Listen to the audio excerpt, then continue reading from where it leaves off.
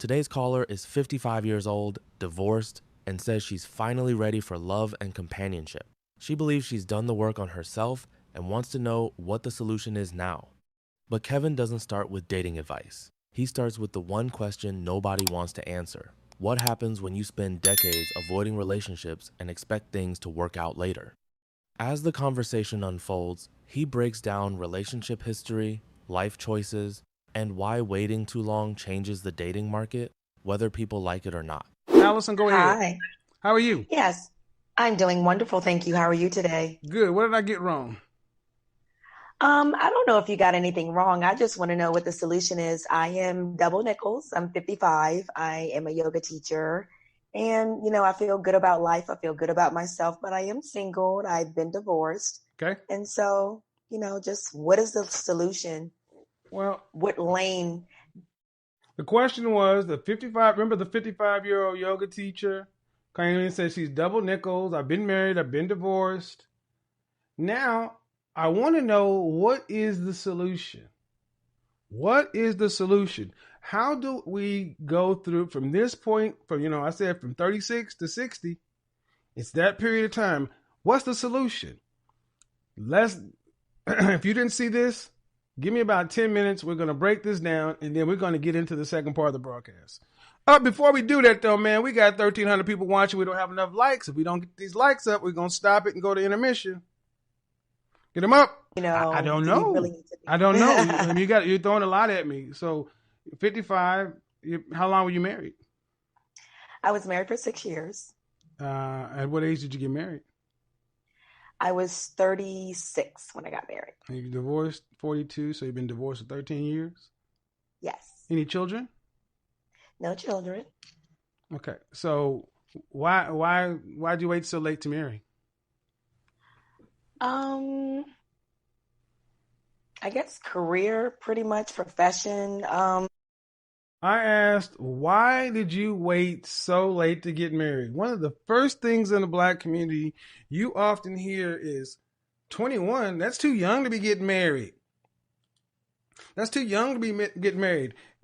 How many times do you hear our Black women say, I felt like I needed to get my career together. I need to get out here and get my career, and I mean no disrespect, ladies, but I need you to understand something, that 80% of you do not have careers. You have jobs. 80% of you do not have careers. You have jobs. A career, meaning a doctor, lawyer, an accountant when you own your own practice, you own your own business.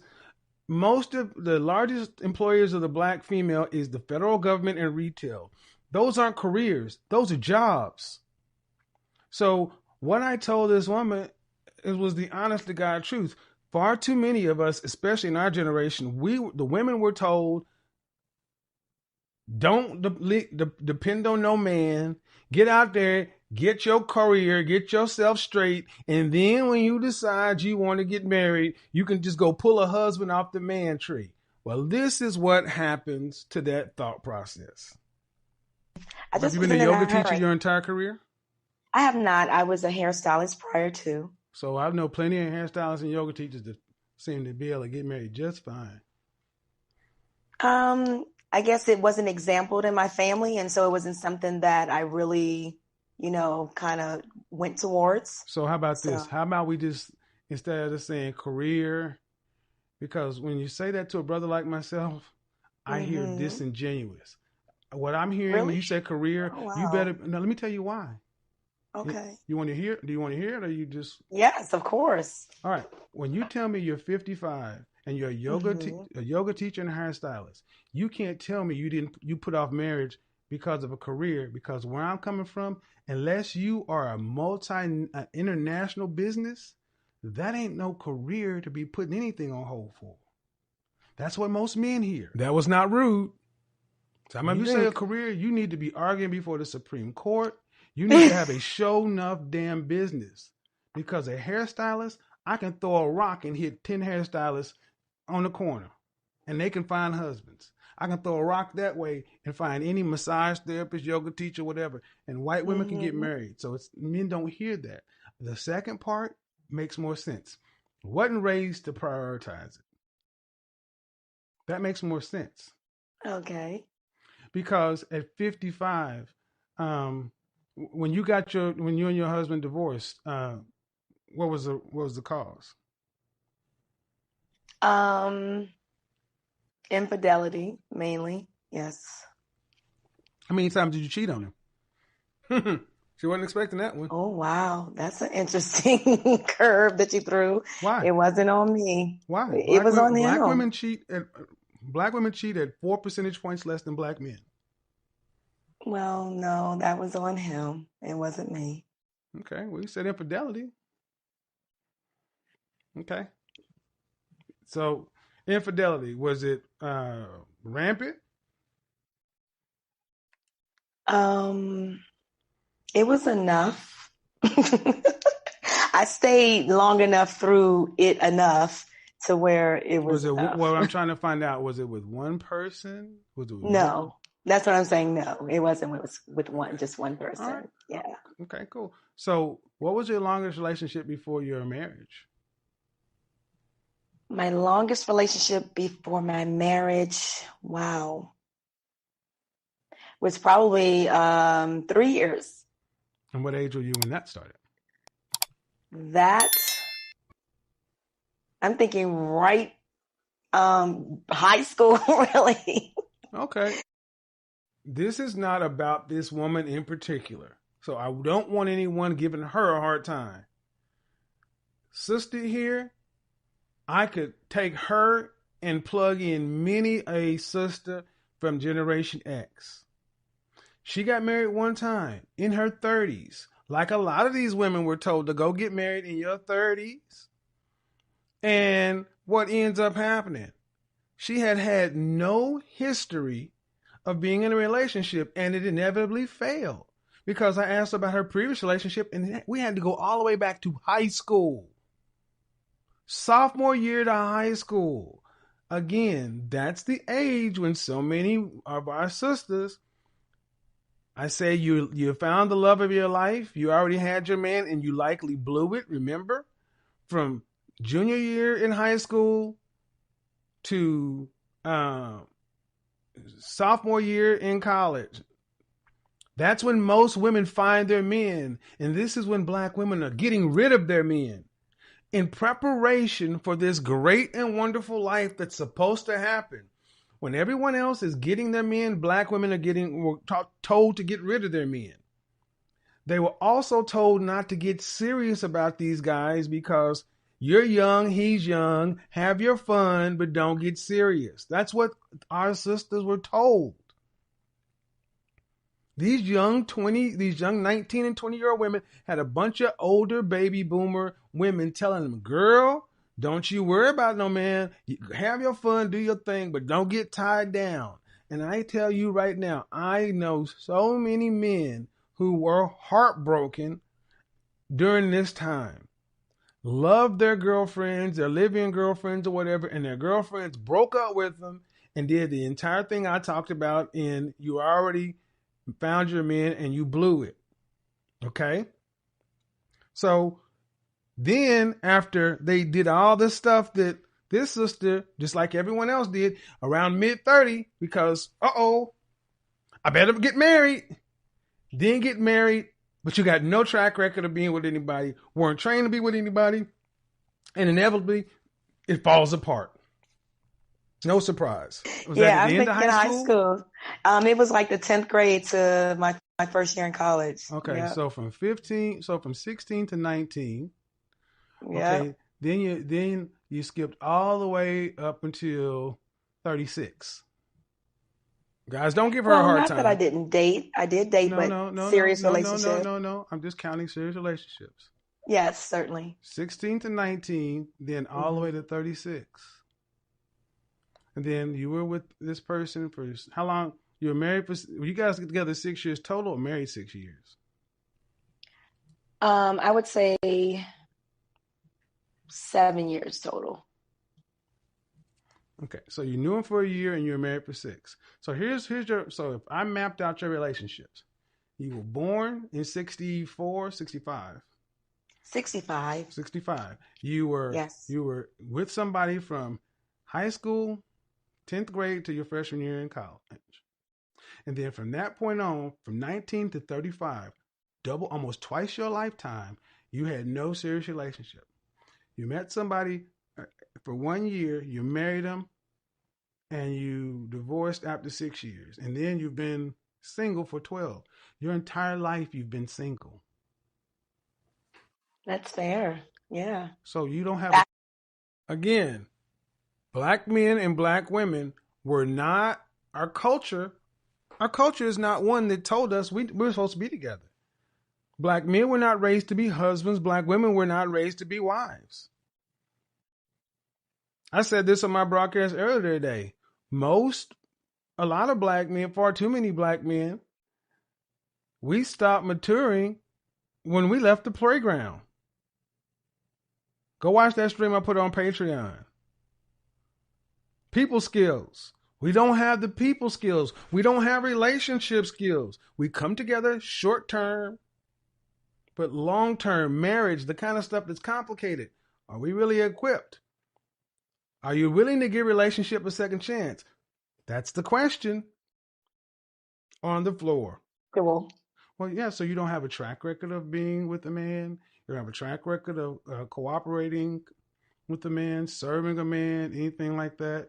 I served my husband. No, I definitely served my husband. Ma'am. He would tell you that.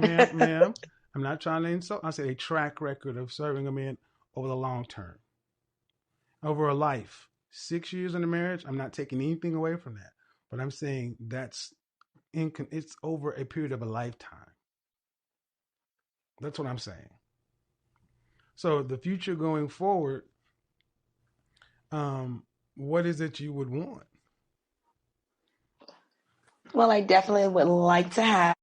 Now, again, the question I asked, if you've had a life of not being in relationships, and now here it is towards the middle part of life, you're at the tail end of life.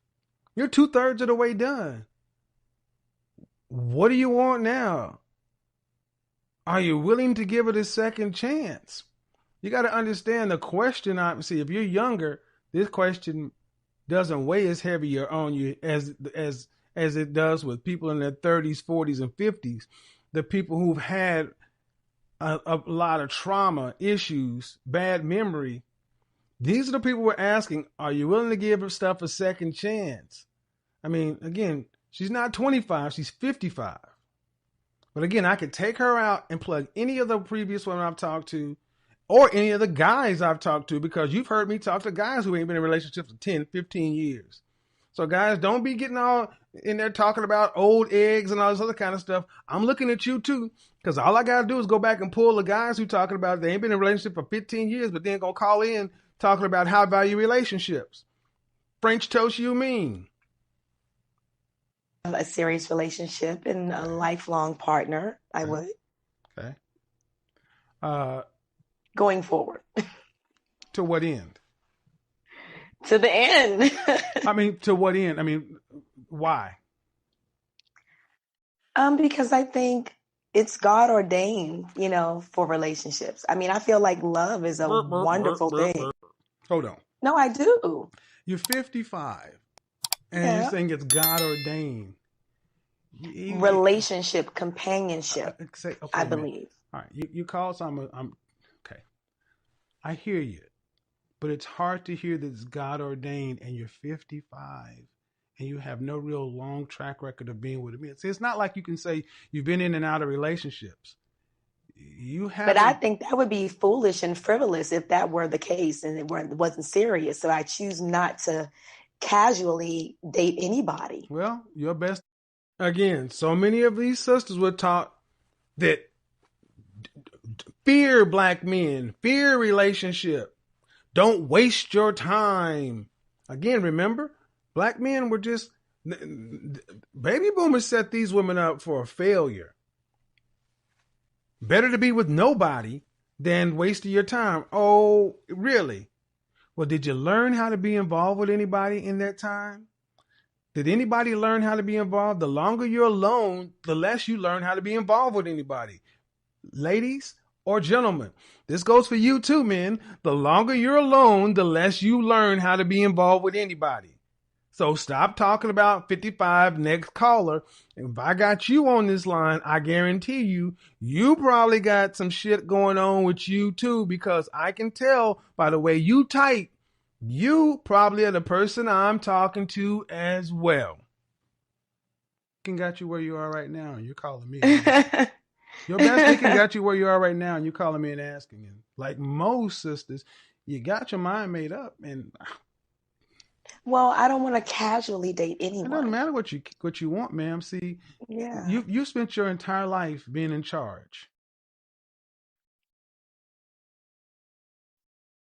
I guess a great portion of it. You're Sure. 55, ma'am. You have your entire life. Your high school, it really doesn't count.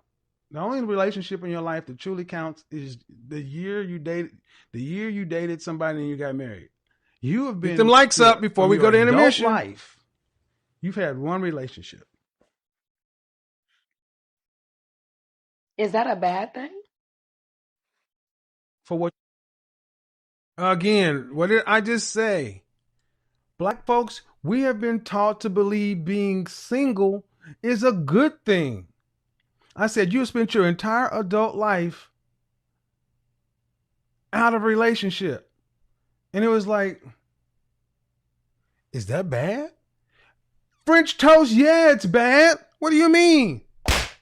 Life is about people. Life is about relationships. We are not meant to go through this thing by ourselves. And you, come on, man. Come on, ladies. Come on, gentlemen. 5% of men are truly alpha who are going to go through life by themselves. 5 out of 100. And I can guarantee you, if that's you, you are not on this stream.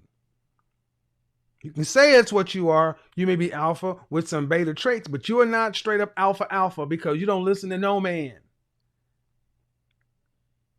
Knock it off. Everybody's looking for answers because our culture is jacked to where we can get to this point in life and be like, is it bad to not be with somebody for 15 years?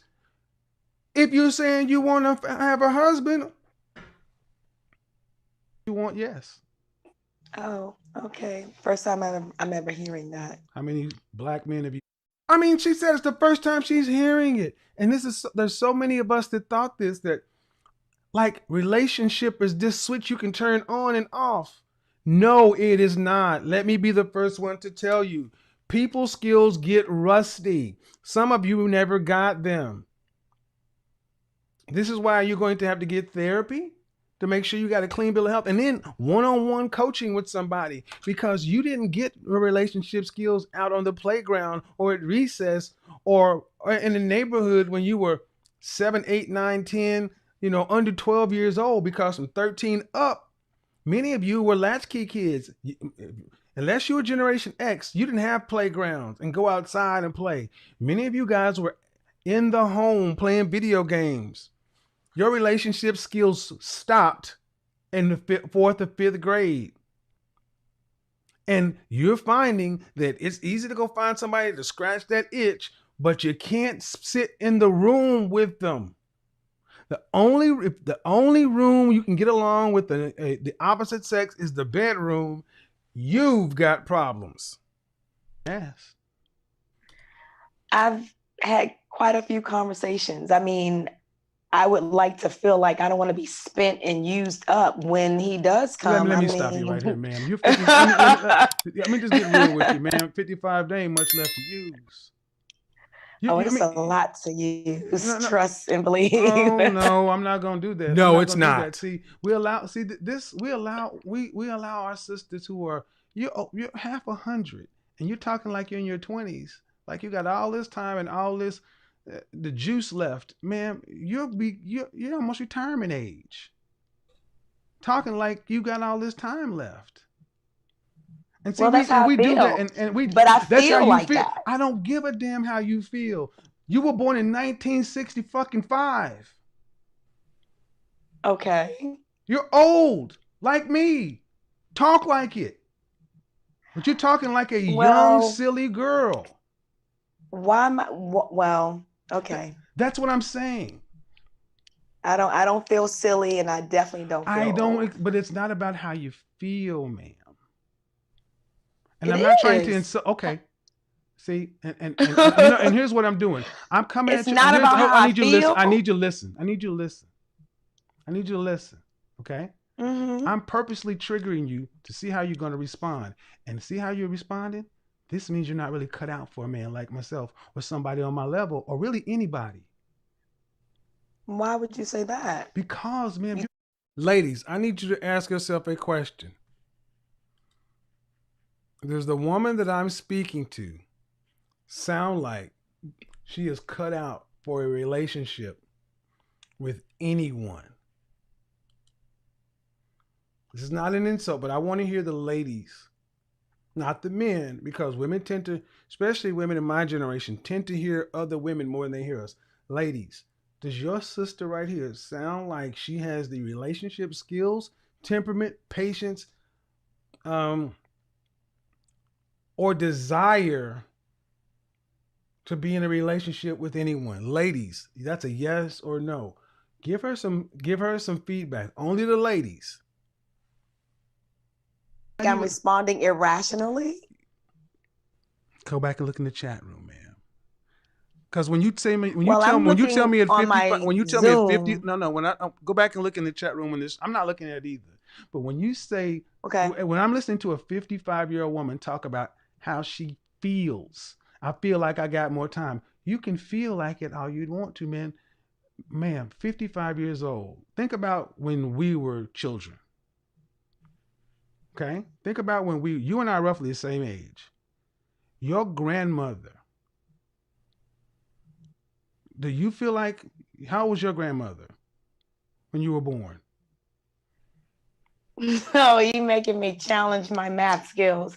How old was my What year your grandmother? grandmother She born? was she was born in 1917. 1917. So 1917. So my Yes. grandfather was born in 1919 and 1924. So your grandmother is 7 years older than mine. So you got to tell me, when you were looking at your grandma at 55 years old, you saw you? No. What did you see? I Exactly. And just saw that's I what just you saw my but grandmother. right, but the thing is, when your grandmother was 55 years old, could you imagine her saying what you're saying?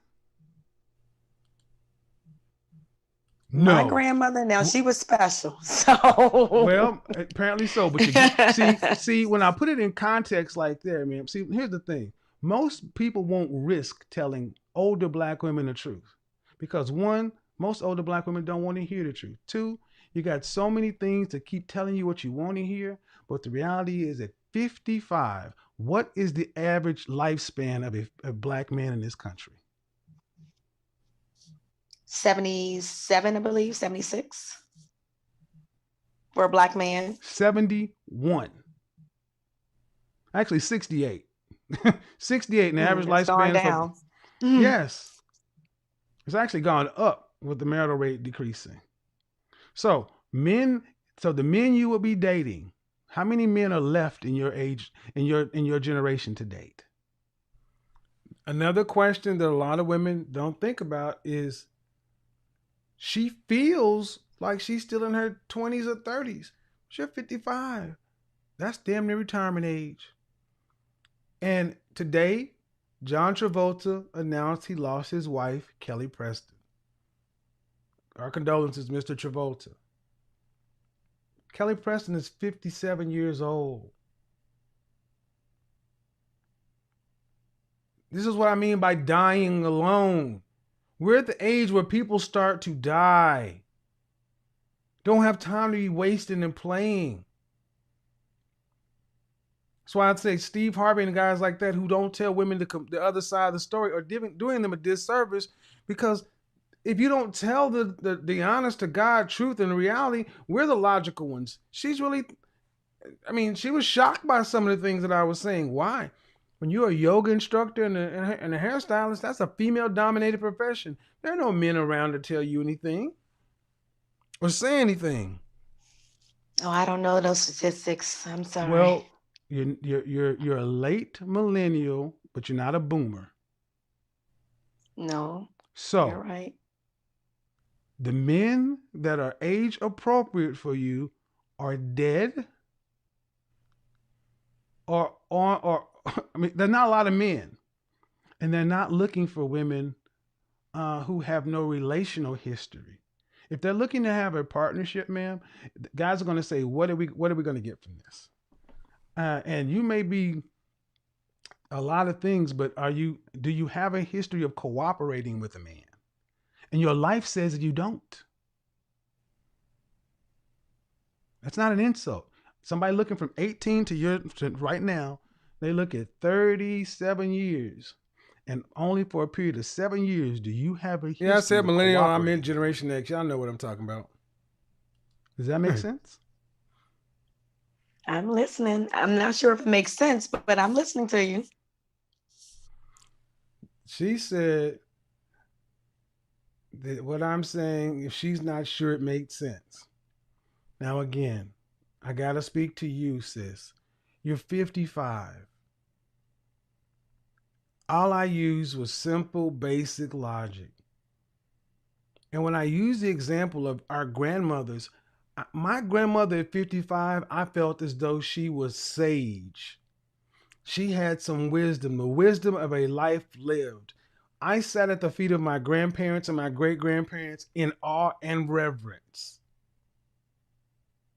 When we would sit there and watch, the 10 Commandments and things like that, I would sit at my grandmother's feet when it was an honor for me to go make my grandmother coffee. It was an honor for her to ask me to go to the store to get her snuff. It was an honor for me to do anything for that old woman because I could look in that woman's eyes and tell that she had lived life.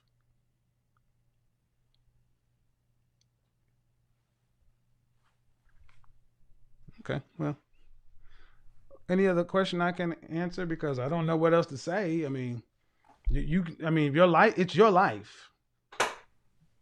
From 18. Well, according to you, I'm in the grave.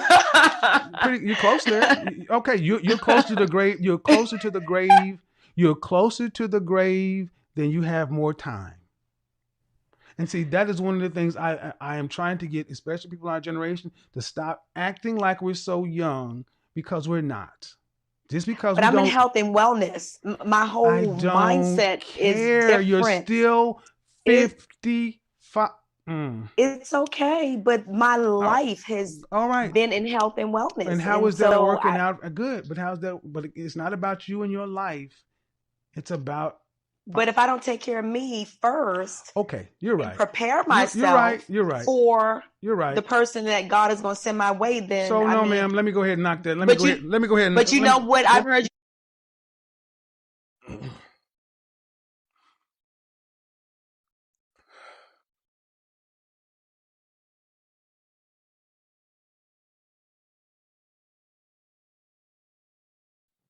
She said that if she did not prepare herself first for the man, the person that God, who are you? Sarah? 55? And this is when I lost it because so many of our sisters have been taught this is all they got to hold on to.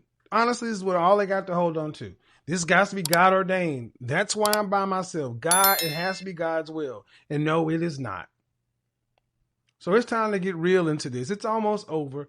But this is where I lost it because I have seen so many of our sisters live this. I'm getting myself ready for what God has for me. No, God has been sending you stuff your entire life. You have just not been willing to work it. No. Let me go ahead. No. You're not going to overtalk me. You're not going to put this shit off on God. You're not going to put this off on God. And she's still talking. You're still talking. I had to mute you. You roll your eyes all you want to. I'm looking dead at you. And you still talking. Mute it. Acting like a And you 20-something wonder year why old. we don't deal with older women. Because I'm sitting there talking to a woman who is 55 years old trying to tell me that you don't feel 55 and because I'm in health and wellness. And go ahead and unmute yourself, ma'am. Well, what else am I supposed to say? If I'm in health and wellness and I have for 30 years been in this industry, taking care of myself, preparing myself. For what? Doing it. Preparing yourself for what?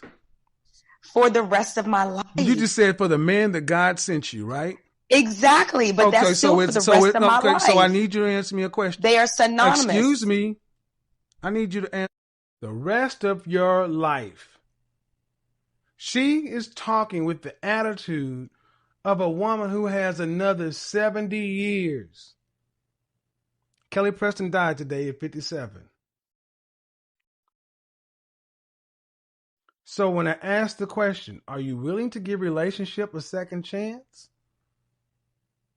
In order to have a relationship in order to do that, one critical thing needs to happen. And I need you to remember, this sister right here is far more emblematic of many of our sisters today than the minority. Let's get these likes up, man. Let's get them up. I'm going to open the call lines. And guys, you're not excluded from this too because you got some hard-headed views. Ask me a question. Are you a Christian? I am a Christian. So is marriage and relationship a God ordained or is it a natural choice? Hey, daughter of the king, you make sure you get your big head ass on up in here too. Because just like most women, so breaking her down is the solution. No, it's not. You get your big head ass on up in here too. Because if you daughter of the king, guess what? I'm the son of him. And you still are under me. Make sure you the first one to call in. I would like to say for myself, it's no, ma'am, synonymous. You're a Christian. You're a Christian. You don't get to pick your Christianity. Please answer according to the Christianity you say you believe in and you're trying to stand on. It's God ordained. It is not God ordained. It is the natural choice. I taught church singles ministry in 3 different churches. Okay. And go look at my broadcast about 3 weeks ago talking about Christian feminists. You sitting there telling me that God, see, if it was God, then you can say God is responsible for you not having nobody. Nope. You get a chance to pick. Oh, no, I wouldn't say that. You would not say you don't have a choice to pick? No, I wouldn't say God is responsible for Well, then me it's not being God single. ordained. It's a natural choice.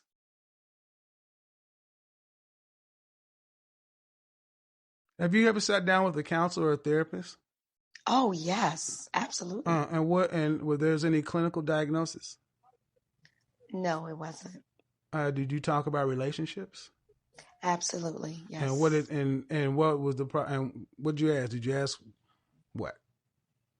What did you ask your therapist? I mean, several different questions. It's been definitely years ago, but yeah, several different questions along those lines. During the time I was married. Okay. So you got married at 36. Yes. So from the age of 19 to 36, you never consulted a therapist to find out why you were by yourself? Not from that time, no, I did not. So you saw everybody else in the world getting married, moving on, and you didn't think there was something a little out of place? No, indeed. I didn't. Exactly. And again, it's not like you had this high power career. You were a hairstylist. But you had clients that came in who were talking about husbands, children, family. But you didn't have any of that. Right? Correct. And you didn't think there's a reason. I did not. Well, no, sir. I'm just saying. So again, and no one and who could risk talking to you and telling you? See, a big part of us trying to resolve any issues we have is there's something off, something wrong. And I would say that if you say what you want, if what you say you want is true, in a life from 18 to 55, you have 7 years of cooperating with a man. 7 years. Most of your life is spent in not cooperation. That's not, I don't understand how you expect to get something out of that when you have no track record of it. You haven't even explored it. And this is what makes me so frustrated about so many of our sisters. You leave so much of it in God's hands. And this is bullshit. TD Jakes, one of the best messages I finally heard him say was, I'm tired, stop quoting me in your house. I am a man. It is not God's to make you a man. You have to become a wife to be found. And so many of our sisters just feel like, I'm just going to go out and live my life and do my thing. And all of a sudden, husband going to knock on the door. My suggestion, ma'am, is if you really want what you say you want out of life, you gotta, first off, you gotta answer the question, why? And then you have to answer the question a lot of guys gonna ask, what do you bring to the table? Why would a guy want to couple with you, partner with you? What are they gonna get out of it? Because at this point, there has to be some sort of negotiation. It's the best I can offer you. Well, I appreciate it. Thank you so much. Have a great night. At this point, there's going to have to be some sort of negotiation. This conversation raises a question that a lot of people don't like to think about. At what point do your past decisions start affecting your future options? That's really what Kevin was trying to get at throughout this entire exchange. Whether you agreed with everything he said or not, one thing is hard to deny. Time doesn't stop for any of us. The dating market changes, priorities change, and the value people place on different qualities changes too. Waiting until you're finally ready doesn't guarantee the opportunities you expected will still be there. At the same time, everyone deserves the chance to grow and make better decisions. The real question is whether growth also comes with accepting the consequences of the choices that came before it. That's where opinions usually split, and that's why conversations like this always get people talking. Now I want to hear from you. Do you think Kevin was giving a necessary reality check, or do you think he was being too harsh? If you were in this situation, what advice would you give? Drop your thoughts in the comments because I'm interested to see where everyone stands on this one. If you enjoyed the video, make sure to leave a like, subscribe if you haven't already, and turn on notifications so you don't miss future uploads. And as always, go support Kevin Samuel's original channel and help keep his legacy and content alive. Thanks for watching, and I'll catch you in the next one. Tonight's caller is 24 years old, a single mother, and says she's dating a man 8 years older than her because she wants marriage. She says they've been together for 6 months, she's already quit her job to work for him, and she's trying to figure out whether she's building a future or just wasting her time. At first, it sounds like a young woman looking for relationship advice. But once Kevin starts asking questions, the entire conversation takes a different turn. Unmute you. How are you? Hi, Godfather. I'm fine. How are you? I am well. How old are you? I am 24. 24. All right. What do you got for me? What are we talking about today? Okay, so I'm dating somebody that's like 8 years older than me, and I know that I want to get married, and I'm kind of like at this point where I want to know dating for like about 6 months now. Like, at what point would I be just wasting my time? How old are you? 24. And how you said he's 8 years older than you? Mm-hmm. All right. What, has your father met him? Yes. What does your father think about him? Well, I was in foster care, but my foster father kind of doesn't make comments about the people we're dating, like unless he sees like I guess like signs of abuse, like mental, physical and stuff. So he hasn't really said anything, but he seems like he likes him. All right. Did you start dating him with the express intent of getting married? Yes, sir. All right. And did he start dating you with the same intent? Of getting married, probably not. Well, then how does that work? If you started dating him with the express intent of getting married and he did not have the same intent, That's a disconnect right there. But I mean, don't people like I mean when you first start dating somebody, I personally didn't think like, okay, I want to marry this man. I think like I made that decision like after a couple months of dating Well, and that's the problem. That's the problem. Dating is dumb because exactly what you describing happens. You guys decide you start to bond to somebody who does not fit. See, what's supposed to happen is let's just assume you are a wife. Then you should only be dealing with people who want to get married and are looking for wives. You have that conversation in the first conversation. well, we've had that conversation. He's proposed to two other people before. So he's definitely marriage minded. Um, No. You're listening to what you're hearing what you want to hear. Did this man start dating you with the express intention that he wanted to get married? And you said no. So everything else doesn't matter. um, Confirmation bias, you will find a way to make it fit. And you ask me if I'm wasting my time. Why you yes. If you're a wife, you're wasting your time. But are you a wife? um, No. mm-mm. That's why you I, that's why I you're would say, wasting your time. Wives wouldn't waste their time. So that's one thing I can't say definitively. Wives don't waste their time.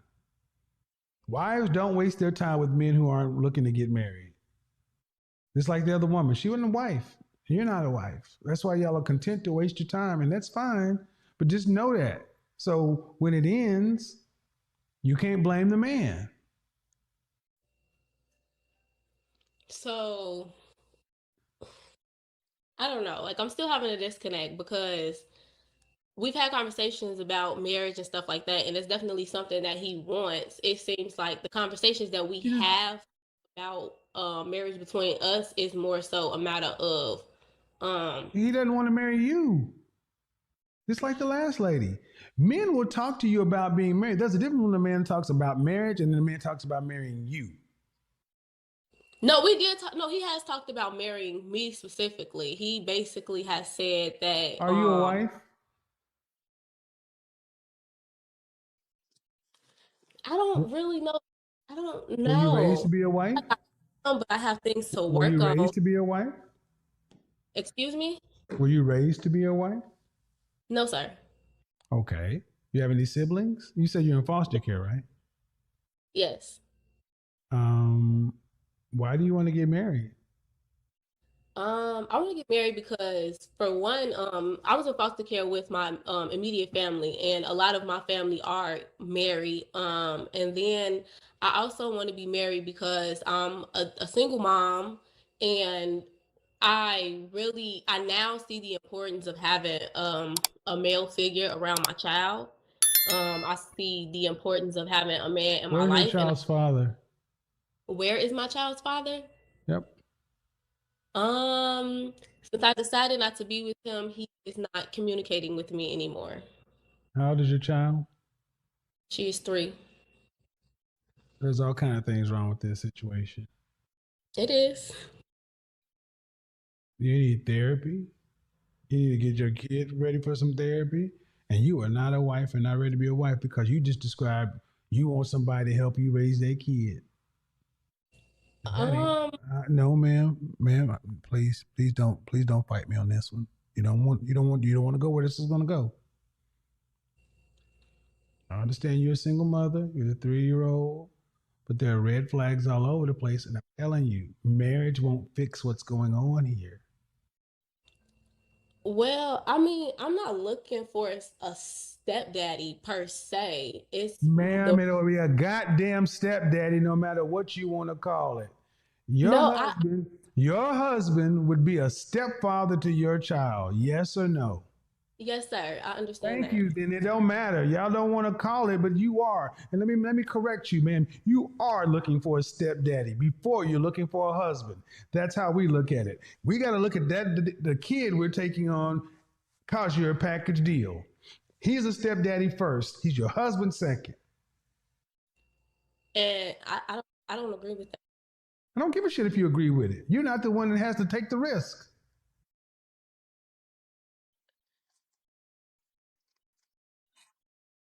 Okay.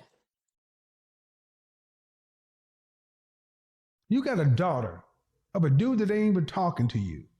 Cool. But that means a man is walking into a jacked up situation. And he has to. And do you want any more kids? Yes, sir. Yes. Yes, sir. How many more? 2. So if a man were to have 2 children with you, every dollar he would spend on the 3 kids, 66 cents of his dollar would go to his 2 kids, and then 33 cents would go to another man's child. How is another man's child an asset for for another man?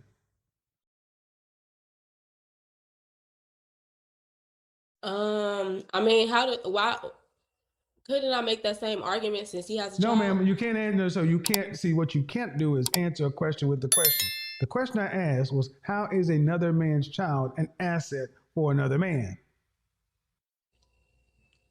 The child is not an asset to another man. So the only way to make it make sense is you got to make another argument. And that's the problem. That's the issue. A stepfather is a bad deal today because they don't get the respect. Number two, you didn't come in saying, I want to come in and support a man in his dreams and desires and what he wants to build in this. You said, I see the importance of having a man around and I want to have somebody. It's all about you and what you need. But what about him? And Well, he has to step in. If he marries you, ma'am, your child is a liability. In the way you don't want to look at it this way, but your child is a liability. Meaning this: if he has $1, if he has $100, are you going to allow him to put $100 onto his kids and zero onto your daughter? Ma'am, don't even make the come on now. If he comes back with a pizza. He comes No, out with a pizza. Comes out with a pizza. And the pizza has 12, and the pizza has 12 slices. He gives 3 to his son, 3 to his daughter. He eat 3, you eat 3. Your daughter gets none. that would be a problem. Exactly. So he has to provide for your daughter like it's his biological child. True or false? Yes, sir. That's not a goddamn deal for any man. It may not sound like a good deal, but I feel like I'm not just looking for a stepfather. Like I've committed a lot to him within these past couple months. Like I currently work for him. I quit my job to work for him. Like I've been trying my best to I'm very submissive to him. I listen to him and I'm very supportive of everything that he's doing. And when I started to date him, that's when I started to think more realistically Ma'am, about the things I'm saying, things I'm saying to you fit any single mother. So it's not about you. It's just the fact that I've been a stepfather, okay? Look. It's not a good deal. Okay. If he chooses to take on the responsibility, just understand that it's not what most men would do. And my thing is, if a man is willing to take on the responsibility of another child today, I don't know, man. I hope he gets the reverence he deserves. I just feel like I just feel like that's putting me in a box with other people. Yeah, it's called a baby mama. That's where you are. You're a baby mama. No, that's right. You're in the box. You're in the baby mama box. Yep, you're in the baby mama box. You ain't special. Nope. Y'all all think y'all special. Y'all all think you're special. You pick. Look, man. Like it or not, I'm trying to be as nice as possible, but you ain't gonna run that shit over here. You made a baby with a dude that don't even stick around. You're not an ex-wife. You're not a widow. You're a baby mama. That's a box. That's a box. That's a box. I understand. That's not what I'm talking about, though.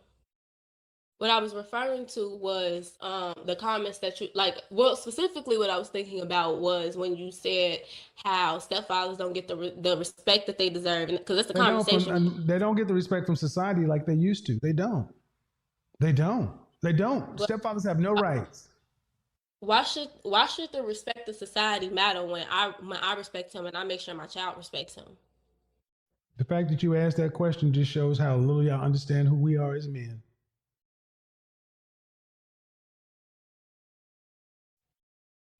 That to men that question answers itself. And the fact that I have to explain it to you shows the gap between female and male understanding today. Go in the comment section. Look at what the men say to that. Your respect ain't enough. We live in a world to where your daughter is 3. When she becomes 14, and you have 2 more kids, and she sees that her siblings are getting different treatment than she gets. Mama, Dante looked at me a certain way when I came out of the bathroom. I don't like the way he's been looking at me. He asked me to do so and so. All it takes is one allegation, ma'am. Snoop Dogg up on charges right now. It's being sued, not on charges, being sued right now. Man. I think that's on the parents. Like, you know, the problem with what? if The I feel problem with like the parents? The problem with the no, parents? I want to clarify what I was trying to say. I feel like any child who makes a false allegation against a man like that is a fault on the parents, because I feel like Okay. that's an Well, early. why didn't you marry your daughter's father? Why did I not? Mm-hmm. I felt like he was after I had my child. I felt like he was not emotionally or mentally stable, and he How was old is not he? 26.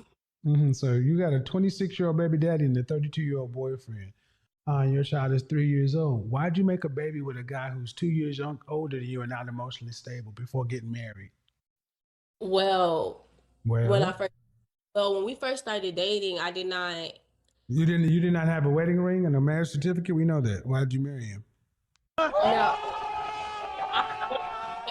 we were talking. Me and my child's father had a conversation about Yeah, being but you didn't married. have a wedding. The wedding did not happen No, it according didn't to. happen. So you weren't married. Yes, and I'm saying that the marriage did not happen according to him because he did not No, go it to the didn't happen according to anybody. You didn't have a marriage certificate.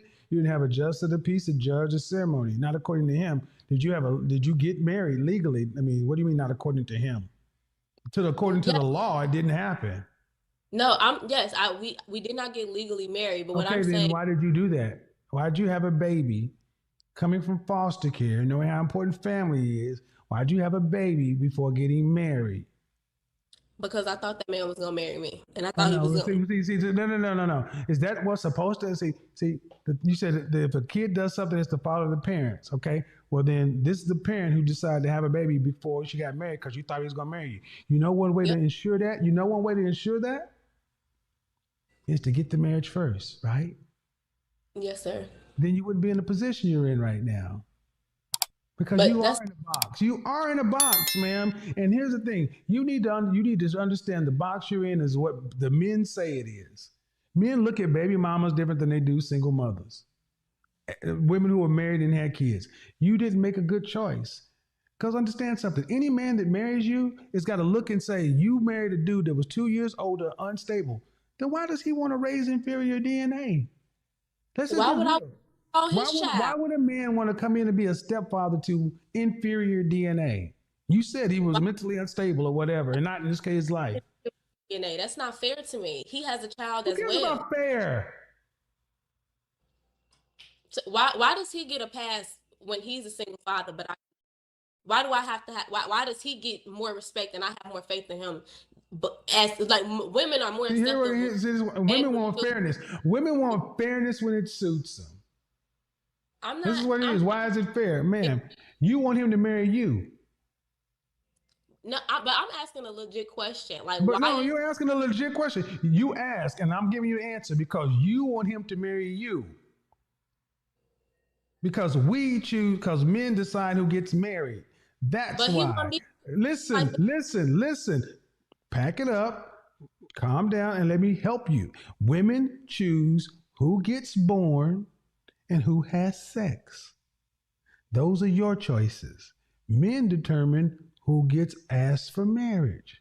We control access to marriage. You control access to sex and who gets born. If you decided you wanted to have an abortion, could your baby daddy have stopped you? no, sir. Well, how is that fair to him? Oh, see, you accept the unfairness when it benefits you. No, I did not accept the unfair. It's unfair. True or false? It's unfair, and I did not exercise that. Okay, so there is unfairness in sexual dynamics. And right now, you want to marry him. He's 32. He's got a business, right? Yes, sir. He's in a better position. So why does he get a pass? Because he's earned it. You haven't. That's the reality. I'm not supposed to say it, but that's the reality. Because he's 32, got a business. He can take care of his shit. Can you take care of your shit? No, sir. Huh? No, sir. That's why he gets a pass. That's how the world works. Okay. It's not about what I want you ladies to understand. It is not about fair. And men have been dealing with the inequities, lack of fairness in the sexual marketplace for the longest. Now we're starting to hear women talk about unfair. But understand, the child that he has, does he have custody of the child? Yes, sir. That means he's paying and providing for the child. He has his daughter full time. Right. And that means he'd have to take money out of his daughter's mouth to put in your daughter's mouth. Yes, sir. That's why he gets a fucking pass. But what is the solution? Because we can't take away all these children that were had out of wedlock. And the purpose of me The listening to solution to you, what? What is the solution to what? what is this like? How do I get married? Like that's something serious. Like fuck having a stepfather. Like I really have a deep desire to get married, and I can't Okay, hold on. What is the solution for you? Hold on, breathe. Hold on. How, you asked what's the solution? Are you asking me a solution for what do we do with baby mamas? What are we talking about No, you? how do somebody like myself get married if y'all keep putting me in this box and I No, don't man, you get? put yourself in a box. We didn't do this. You did this. Don't put that on me. You did that. My question is, how do I get married if all you're going if the man that Well, you want the answer? I have a You child? want the answer? The chances are you don't. It's highly likely you won't. And that's what we need to start telling women. If you decide to make a baby before you get married, you are unlikely to get married. Every other race seems to know this. We got black women are married at a 26% rate. So the notion that the least married race of women would do anything to further complicate chances of marriage is insane to us men. You may have had different family circumstances, but you were born in this country. You knew better. You knew what happens having a kid before marriage and after marriage. You know all that stuff, but you chose to decide to do it out of order. So now you take what comes along with it. It comes along with the box. People had What you want, people, and what women like women, and what you want won't happen. You want men to say, "Well, she was young, it didn't happen." All right, that comes on an individual level. Somebody has to be willing to. Okay, let's look at it this way. Take it away from you, so it's not so personal. Okay, somebody can go to jail. Somebody can go to jail for a felony. Yeah. All right. They got that on their record. Let's say it's for some really bad stuff. Let's say it's for something. Let's say they got accused of doing something really heinous. Okay. Do they get to apply for jobs like they didn't have a felony? No, sir. No, they gotta live with that, and they gotta be willing for somebody to take a chance on them. They can say it's not fair, but that's how the marketplace works. But I got to ask a question to you now, because see, I don't have the benefit of people feeling sorry for me because I'm crying. How is it fair for you as a mother of as a single mother with a child with a man that you said was behind the curve? He was had some mental whatever going on, whatever, immature and young. How is it fair for you to take your child and ask another man to raise it as his own? How is it fair to him when you said that child is going to be a liability to him? How is it fair? Life ain't fair. How the fuck can you say that and then ask me how that should be fair to you? If you can understand it that way, shut those tears off. You can be that fucking cold-hearted when it gets that way. See, gentlemen, you see how quick she was willing to say fuck you to the men? But yet she got these crocodile-ass tears when it's her feelings hurt? That's why I want my critics and detractors to say, they got no problem putting this shit on men, but then I ask them, how's it fair to have to go raise another man's kid? Life ain't fair. The reason why I said that is because I don't care why you said it, man. I don't care how you said it. That sounded fucked up. But I'm glad you were honest because that's how you really felt. no, that's what you just told me, that life is not fair. That's why I said that. Yeah, okay. You're responsible for the words that come out of your mouth. You're not going to make it seem like I put those words there. I'm not saying that. That dog won't hunt. What I'm saying is that's the Answer my question. Answer my question. How is it fair that another man has to raise your daughter? It's not fair. Then why are you asking for fairness? When I was asking for fairness, I was being fair by accepting him and his child. You're not accepting him, ma'am. He has his own daughter to raise. How is it fair for him to take food and money and resources from his biological child to share it with your biological child who is not going to be an asset? Because you're not doing. Listen, ma'am. Listen. Wait, if it was not you, you would not see that this man is being done any favors. He's helping you out. He is helping me out, but the reason why I don't feel like I am such a liability to him is because my role in his business directly affects the financial. I do help him. How long has he been in business? Excuse me? How long has he been in business? I know at least one of his businesses has been around for 8 years. I'm sorry, your little 6 months of doing something ain't that important. I'm the first and only woman that's working. Your little 6 months of doing something ain't that important. This man had his custody of his daughter and was running a successful business before he met you. Don't diminish that man like that. I'm not trying to diminish him. I just felt no. Well, what you did. His business was around 8 years. I was not trying to diminish him. The issue is, ma'am, you're in a situation that you don't like, and you're trying to balance it out, and it won't balance. That's not true. It won't balance. It's like a square wheel. It will not roll. It will not roll.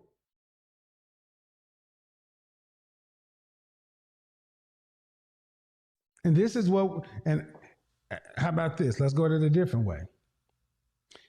If at 19 years old or 18 years old, you had known then what you know about being a single mother now, would you still make the choice that you did to get pregnant?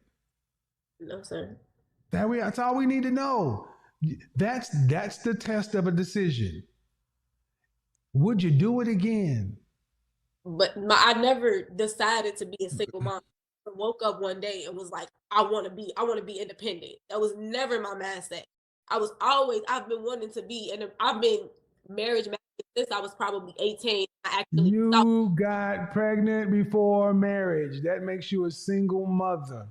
I understand what that makes me. Then you woke up and decided to be a single mom. I woke up to do what was best for my child. I did not feel You got pregnant before you got married. You decided to be a single mother. That's right. what makes you a single mother. And the more you dance around that issue just because you don't like the classification, it's still a square wheel. And it's only going to impede your progress because you're fighting against reality. So I should just break. The reality, and here's the reality: the market get to decide. Let me net it out to you. Ma'am. Who gets to decide the price of a vehicle, the price of something? The person who's buying or the person who's selling? Who gets to decide the value? The buyer or the seller?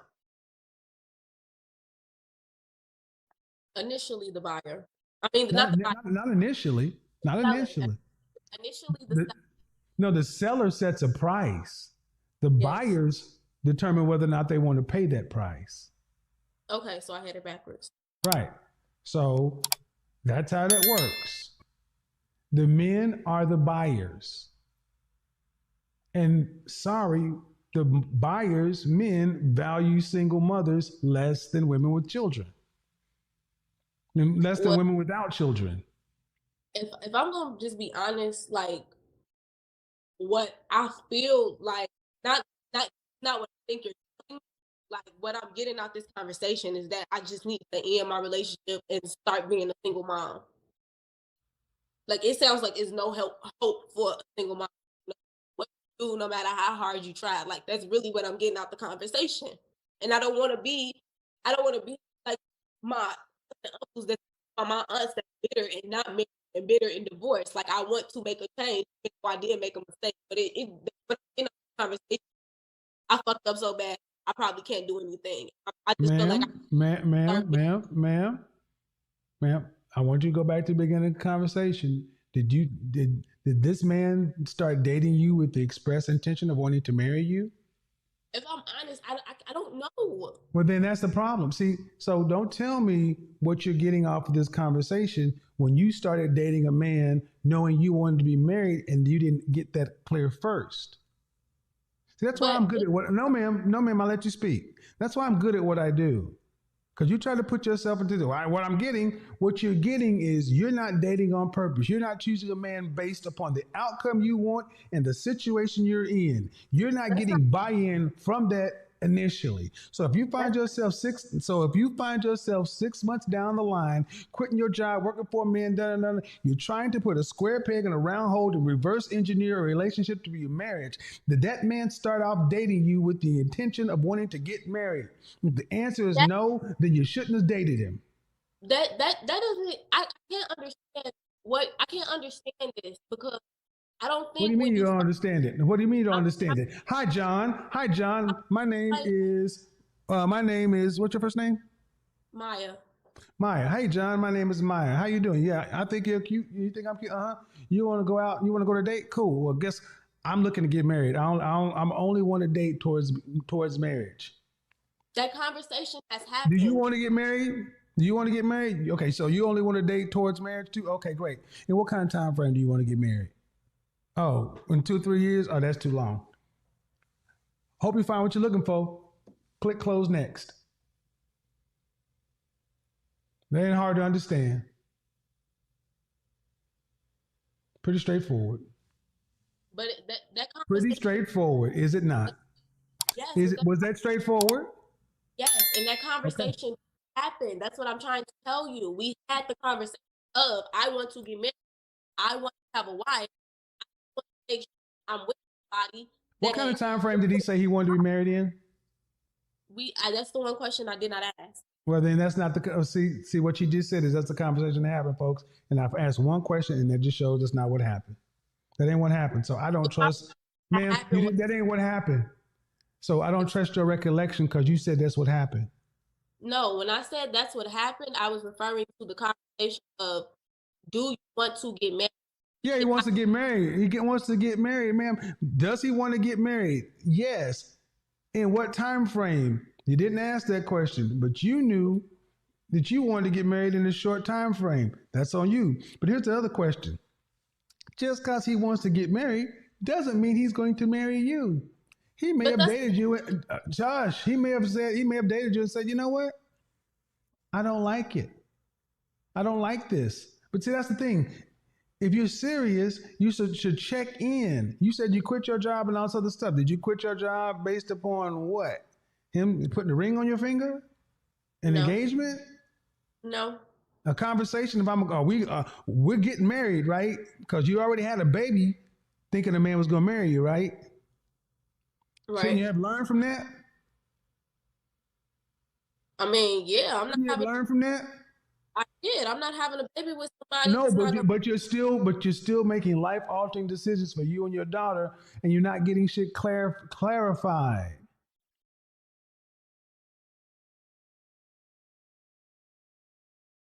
See how that works?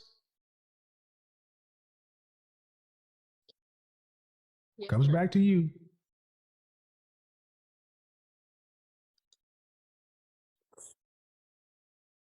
What? I mean, did I miss something? I mean, that comes back to you, man. I mean, it's not on him. It comes back to you. It's just. Hold on. It's just what? It just sounds like I need to end my relationship and focus on being a single mom. Okay. Well, I mean, Uh, man, here's the thing. There is a scenario where all choices aren't good. You ever see the movie Saw? no, sir.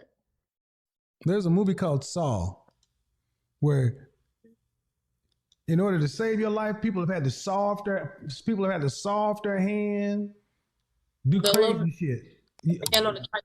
I know what you're talking about. Well then, ma'am, you're in that's the box you're in. And see, that's what we need to tell women. When you decide to have babies outside of wedlock, especially with men you don't know who are not of the kind of caliber that you want to be with, you put yourself in a box. And you can't get mad when you get the people judge the box. It's not even Okay, ma'am, all your options might not be good options. That's just what it is. I can't change it. I can't change it. I can't change it. No need to go round, round, and round.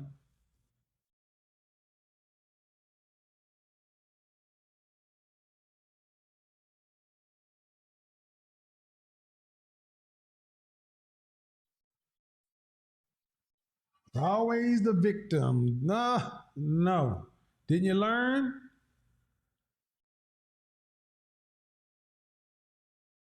Man, this conversation went completely off the rails the moment Kevin started talking about the child. Because up until that point, the caller thought the conversation was about marriage. She thought the conversation was about her boyfriend. She thought the conversation was about whether she was wasting her time. But Kevin immediately saw something bigger. He saw a woman asking marriage questions before she had even figured out whether the man she was dating was on the same timeline she was.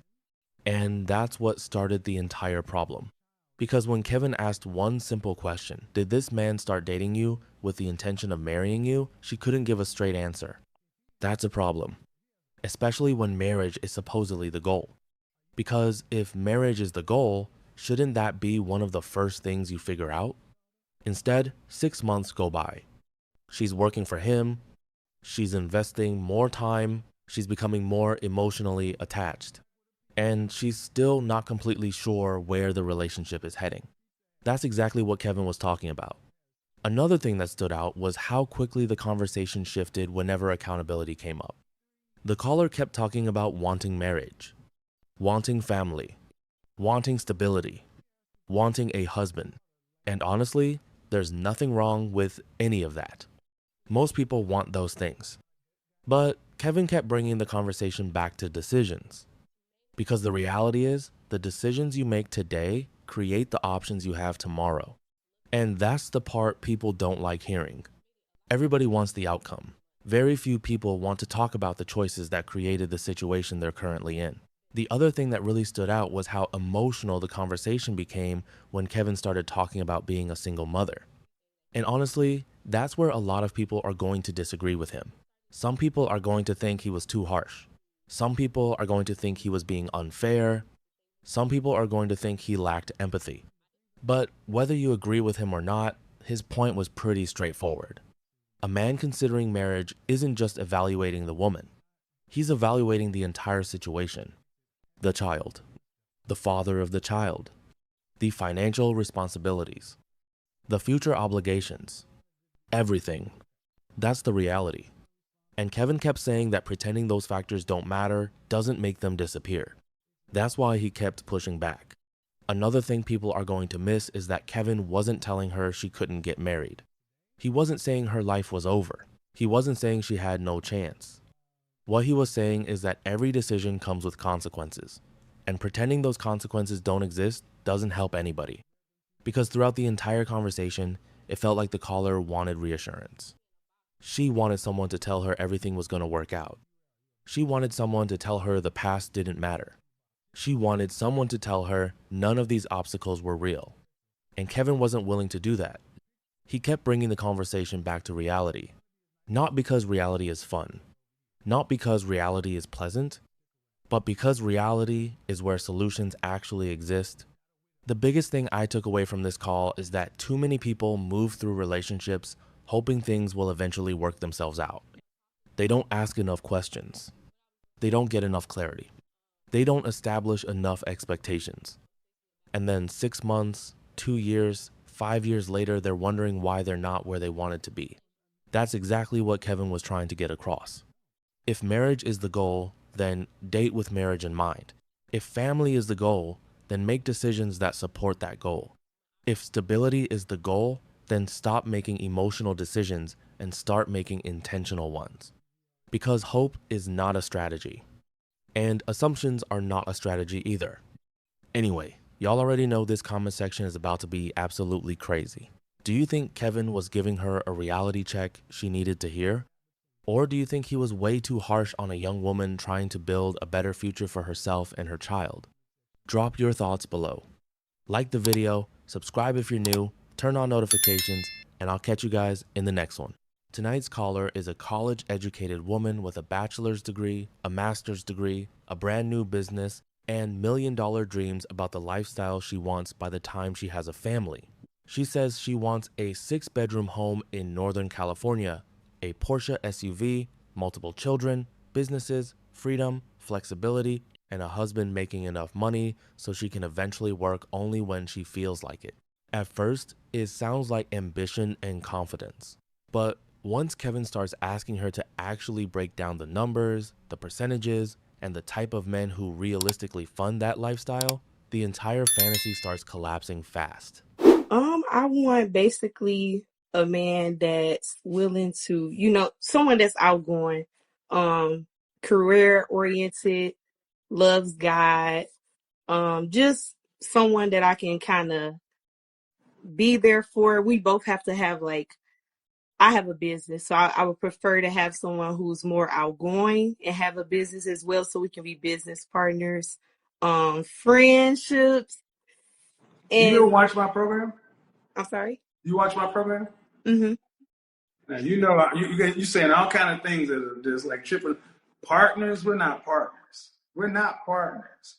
There's a relationship, but there's not partners. And due respect, everybody who owns a business does not need to be another business owner. We need employees. So anyway, what I would suggest is this. Put some more thought into it, because whenever I ask you ladies what you're looking for, it's just this general boilerplate. I'm looking for a God-fearing man who's ambitious, and that could be almost anything. Mm-hmm. Can you honestly say you sat down and for an hour or more really focused on what it is you want in a man? Yeah, I think about it all the time. I even make lists for it. So what are your deal breakers? I would prefer that. So number one, believes in God. If he's not religious, that's one of my deal breakers. Believes in what God? A God or your God? Just religious overall, not my God. Okay. Oh yeah. So if he believes in Buddha? I mean, I'll say this is what I mean. When I'm asking for your deal breakers, if you see, my thing is, if you really sat down and thought about it, when I ask you for your deal breakers, you should be able to tell me, especially bullet points. Bullet 1.123, non-smoker, no children, and Christian. Those are my deal breakers. You can't smoke, you can't have any children, it must be Christian. That's deal breakers. What are your deal breakers? Okay, so I'll put focus on Christian. I prefer someone that's like educated, because I'm educated as What well. does that mean? I know plenty of people with degrees who are dumb as hell. And I know plenty of people who graduated from high school who are intellectuals. Willing to learn. Not How do you define educated? someone who's willing to learn. We go through life where we should learn and continue to learn. So not necessarily saying he has to have a college degree or, have a business or things like that, but just willing to learn, because it's always things that we can learn. Well, then that's not educated. That's not educated. Educated means he's attained some sort of education. When you say educated, what do you really mean? I mean willing to learn. That's my definition of educated. So willing to learn. So he could have a GED. He can. So you see what I'm trying to show you ladies is you can have plenty of women trying to help women do this stuff, but you ladies are the blind leading the blind because you're so imprecise. You must get very granular because at the end of the day, you know what kind of lifestyle you want to be leading by the age of 40. True or false? True. And let's talk about the lifestyle. Do you want to live in a home or do you want to live in a high rise? In a home. How many children would you like to have? I'll say minimum 3. 3. You want each child to have their own room? Yep. You want to have room for guests? Yes. Okay.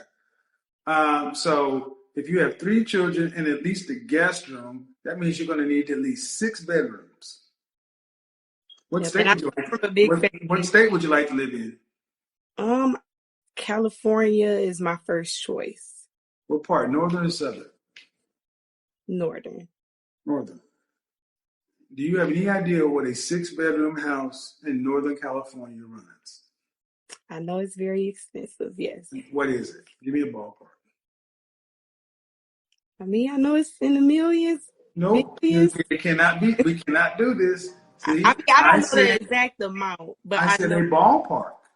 See, what you guys are showing is you don't want putting numbers to it because you feel like that limits stuff. No, you need to focus on it. 6 bedrooms, Northern California, the kind of neighborhood you want to live in. What do you think it costs? I'll say an estimate number. So 17 million. 17 what? Million. I'm just estimating right now. Well, I don't know. And this is this is in particular for Black women. You ladies got to start. You really got to start being serious about the numbers, because if you can't you can think about it, but you can't conceptualize it. How much does a 6-bedroom house cost in Northern California? See, this is how men think. Men are very logical. We just go through the product. A 6-bedroom home in Northern California. Oh, Jesus Christ. Are you thinking the Bay Area? It doesn't matter. What's the estimate? Are you thinking the Bay Area? It changes things. I like to get a perspective from the Bay Area in a different area. Well, see, Bay Area, Sacramento, all these things. Sacramento. Okay, all right, you're looking at least $900,000. Okay. $900,000. So this is what I mean, ladies. You need to start thinking about because I can ask you about the men. Y'all are gonna give me some, in my opinion, bullshit. You're gonna all give me these bullet points that can match everybody. That's why I focus on the lifestyle. 6 bedrooms, Northern California. What kind of car would you like to drive? My dream car, I'll say, is a Porsche. What kind of Porsche? SUV, any like a SUV related Porsche. Okay. Not And about how much do those cost? they're 90,000 up to 100,000 in that range. All right. What'd you go to school for? I got my bachelor's in advertising public relations and my master's in student affairs and leadership. All right. So I always ask this question. What percentage of the overall family financial load do you want to have to be responsible for a lifetime with those 3 kids? Okay, could you repeat the question? What percentage of the overall family financial load do you want to have to be responsible for a lifetime? Meaning, right now as an adult, you are responsible for 100% of your financial load for your lifetime. Oh, so you're asking what percentage that I want After you're married, after I'm married? because right now as a single person, you're responsible for it all. After you're married, what percentage for it all do you want to be responsible for? 50. 50. That means at most you could take out is 2 weeks out of every year. That means your children will be raised. You have a baby. A kid's going to have to go to daycare after the 12 or 13 weeks out.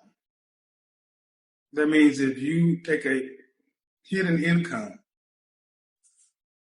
the family is at risk.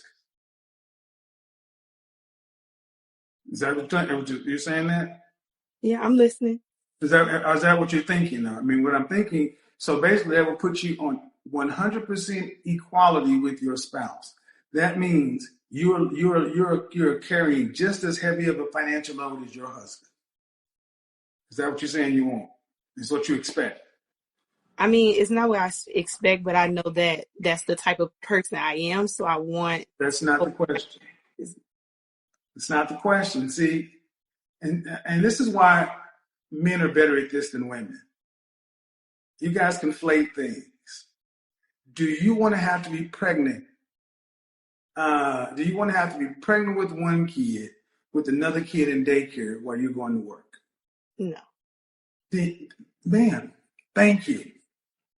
Pregnant with one kid because you want your kids pretty much stair step like most people. But at that age, hold on, no. See, you guys see. Go ahead and say it. So go ahead and say it so I get it out. At that age, what? At that age, I want to already be settled to where, like, within my businesses or our businesses, if he has one, I won't have to work. Right. So you want to start off your marriage damn near rich. No, I didn't say that. Yeah, you do.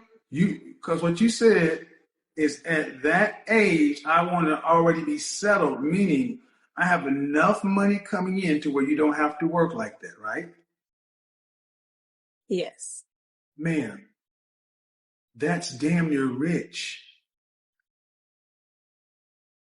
See, and that's why I let her say it, folks, because most women think of it this way. They don't think of life in a continuous stream. They think of it, well, I've got this, so when I get married, the life you want to live is this. We can move into this home in Northern California to where I can work as I see fit, whether it's from home or this or that. I'm making money coming in the house, but I'm not having to really go punch the clock. So I can kind of take it, kind of coast. I mean, it's not like I got a lot of stress. Is that what I'm kind of getting? Yes, but in reality, I want to work and have a business. Okay. So for the kind of lifestyle you want to have, what kind of family household income would you need? Total. Both of us, both making over 100,000 a year. Well, way more over than that. Well, no, it's going to. So for what you described, how much do you think it's going to cost? I mean, the goal is almost $1 million house, $100,000 car. these are all my dreams and reality. So Dreams and reality are two different things. But I'm asking for what you're describing. How much do you think you would need for an annual income? I mean, close to $1 million. You think about credit, you think about No credit, no think credit, no credit, no credit. Income, no credit. Mhm. So the annual family income. Give me a number that I can work with. So for example, I'll say 1 million. Okay, but it got to be real though, because if it's 1 million, that means you're making $500,000 a year or more. Okay. I'm giving you a number to work with. Well, no. See, I'm giving you. See, what I'm doing is I'm actually putting parameters to your dreams. Why I'm would you asking do what, that? huh? I said, why would you do that? Or why would you put a parameter? If I feel that I can get to that dream one day, not necessarily saying Because that's what adults do.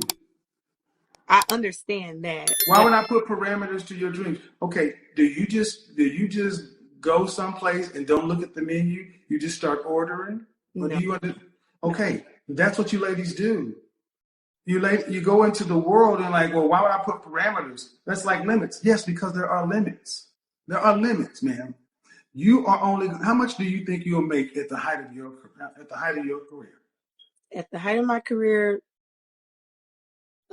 probably 100,000, 110 in that range within my career right now without my business.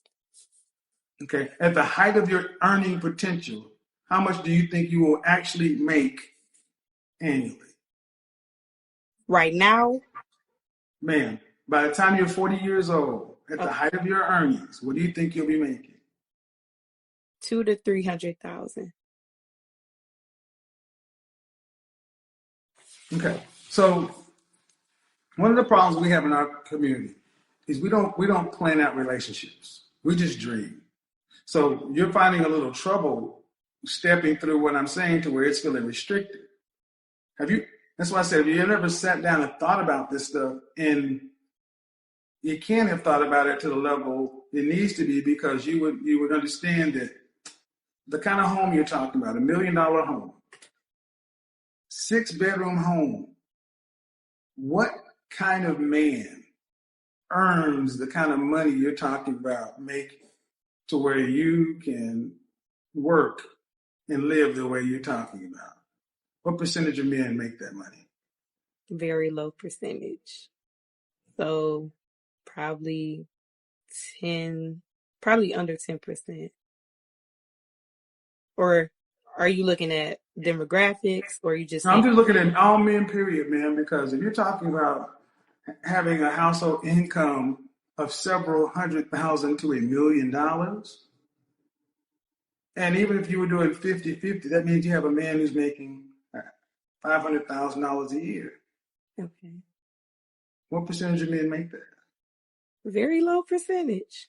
What? Give me a ballpark. Under 10%. Under 10% is not. Give me a more precise ballpark. Under 10% could be 9.99999 or 0.000000. Give me to the nearest single digit. 4%. Mm-hmm. You're looking at, for $500,000 or more, you're looking at 1/10 of 1%. 1/10 of 1% of men. And of the women, you're looking at 1/10 of that. So if there were 100 men, 1/10 of a percent would be 1/10 of one man. That's just from the income. Why is this? Is it starting to make sense why the example I just went through is so important? Mm-hmm. Yep. Why do you think? Why do you think it is? Just looking at finances, if we're pursuing this goal or pursuing the type of man that we want, just knowing that we should at least set a barrier, not a barrier necessarily, but a perimeter in your words. But What did your father do for a living? you said what my father do? Hmm. My father, he's 82. My father actually only went to middle school. He never passed middle school. He was born What did he do for a living? he worked at a factory. What did your mother do for a living? She went to the army and she was a chef. See, you got normal people.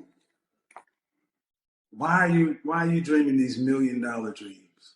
Because I want to be just like in my family, I'm the first person to be, break the first generation, go to college. And I also want to But understand, to go to college, you're talking about going to college to being the president. But why can't I do that though? Well, let's go down that path. Saying this is where it starts to get rough. Because dreams are fine, but you got to be realistic of it's not about probabilities. It's not about possibilities. Too many of you ladies deal in what's possible and not what's probable. And men deal with what's probable. How tall are you? I'm 5'6". Dress size? 8. How much did you weigh the last time you weighed yourself? Probably like 160, 161 was the last time. Yeah. Okay. Where would you rank yourself on the scale from 1 to 10? Fresh face out of the shower, your natural hair. Can't use 7. You said, well, I rate myself on 1 and 2. Just your face, fresh face out of the shower. You can't use 7. 8. Okay. Beyonce's an 8. Kelly Rowland's a 9. Rihanna's a 10. That's your rating? That's the rating. That's pretty beautiful and gorgeous. Pretty beautiful and gorgeous are 8, 9, and 10.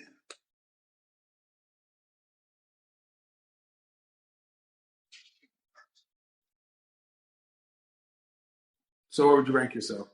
Would you adjust anything or would you stay there? I'm still going to stay there. Okay. So if you were standing in a room next to Beyonce and women of her ilk, men would pick you at the same rate they would pick her. No. Just sight unseen. Just on sight. No. Then man, you can't stay there. I understand that, but No, you don't. No. See, this is where you guys get into your ego. This is why I'm trying to. We're educated, right? Yeah, we're educated. So let's move emotion to the side. Let's use our education. If you are truly an 8, I should be able to put you in a room with other women who are 8s, and you should be getting selected at the same rates as those other women, solely based on your look. Nothing else. So if I put you in a room with 10 Beyoncés, 9 Beyoncés and you, out of 10 times, how many times do you think they would select her versus you? 10 out of 10. So they would select her? They select her, yeah. Okay. So by simple logic and deductive reasoning, can you still be an 8? No. In the range of what you're saying, no. So that's the range. That's the range, ma'am. That's the range. Because in your life, have you experienced pretty, beautiful, or gorgeous outcomes? Meaning, the kind of men that go for Beyonce, Kelly Rowland, and Rihanna approach you in your life with the intent to date you romantically. The kind of men that make that kind of money, that kind of access. They sift through the crowd. They see you and say, these men do that.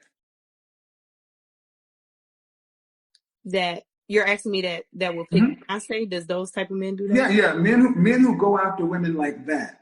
Mm-hmm. Do you have those kind of outcomes? Meaning you have had and still have those kind of men approaching you. No. Okay. Then if you don't have those men approaching you. They do, but not the men that's approaching Beyonce. Like the example is, I'm not famous or, No, see, I said it 5 times. Looks alone, they don't know anything about you. I'm saying Beyonce, men don't know anything about her. It's just her look. So you're just saying looks. Yes, so in your life, do you have men who are $500,000 or more earners approaching you for serious relationship or marriage consideration? No, and that's only because I haven't put myself out there in That's the not that's not why. I mean, that's a piece of what's why. That's not why though. What's the reason why, Kevin? Because you're not on their level. I know I'm not on their level yet. I'm not on their level It's not on their level yet. How could you get on their level? by applying myself and How? chasing my goals. Men don't pick women the way women pick men. See, that's what I'm trying to get you to understand. In your mind, the reason these high-earning men don't approach me is because I'm not putting myself out there. That's not it. I'm not on their level. Honestly, no, I'm not on their level. Right. And there's nothing you can do to put yourself on their level. Why is that? Can I? Okay, I'll tell you why. Because there are plenty of women who look as good or better than Beyonce, who have everything that you have to bring to the table. These men that you're talking about have tremendous amount of options. And you are, how many times you say 5'6", 5'7"? Mm-hmm. Dress size 10? 8, 10, 170 pounds? 160. 160? I mean, you have a fuller face, but let's just say 160.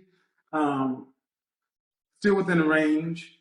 I would give you a rating, facial rating.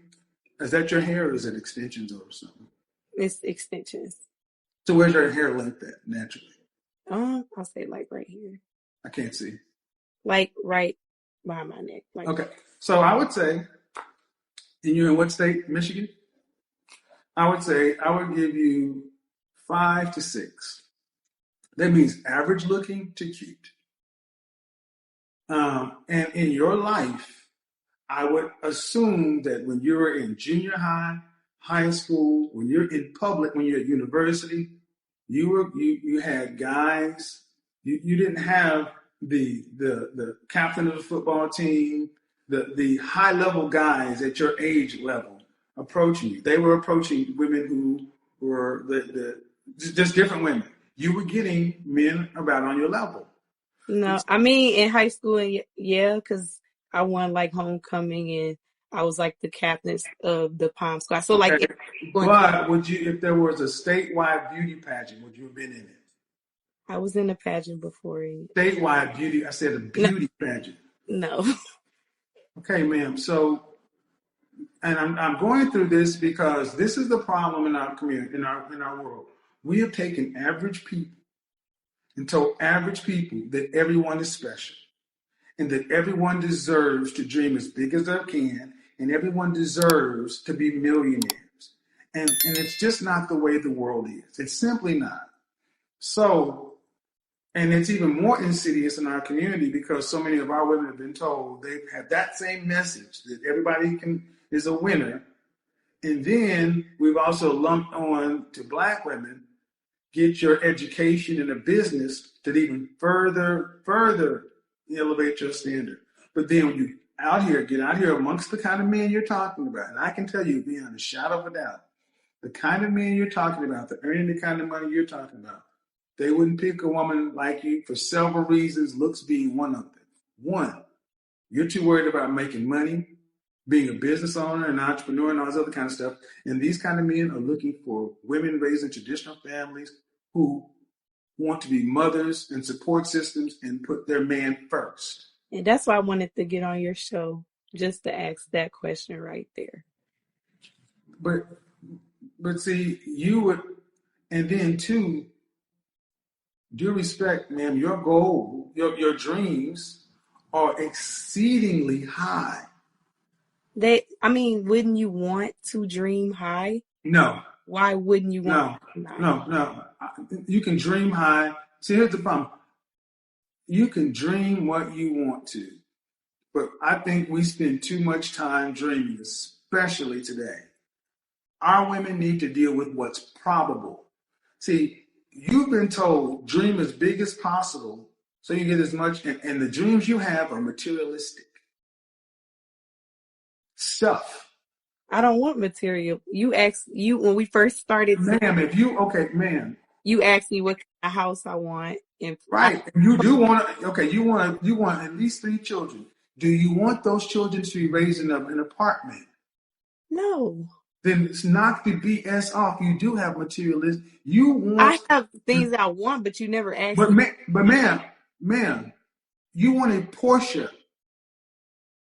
Due respect, ma'am, those cars are not for average income people. I know they're not. So the things you want, I listen very well. I don't think you like the way it's coming around because I don't think you think of yourself as a materialistic person. But everything that we've talked about requires a lot of money. Yes, I know that. More money than most women earn, more money than most men earn.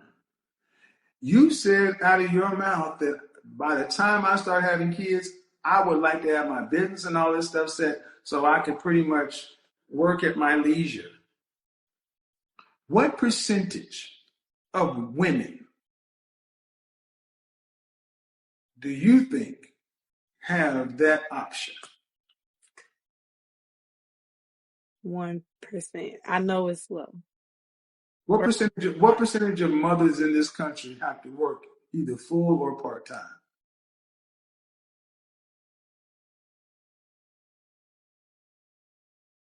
I say 80. Yep, close. I'm not into statistics, you Well, know. because and here's the thing. I think it would have been far better for women in general, Black women in particular, to be raised with what's probable. So, because so many of you ladies are dreaming so big that you don't even see what's suitable for you right in front of you, so you overlook it. And then when what's suitable for you, you finally start recognizing because you're not getting what it is you think you deserve, y'all call it settling.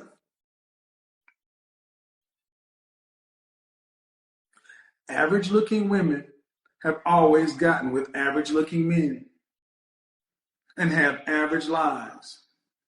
20 to 30% of people, men in this country, own businesses.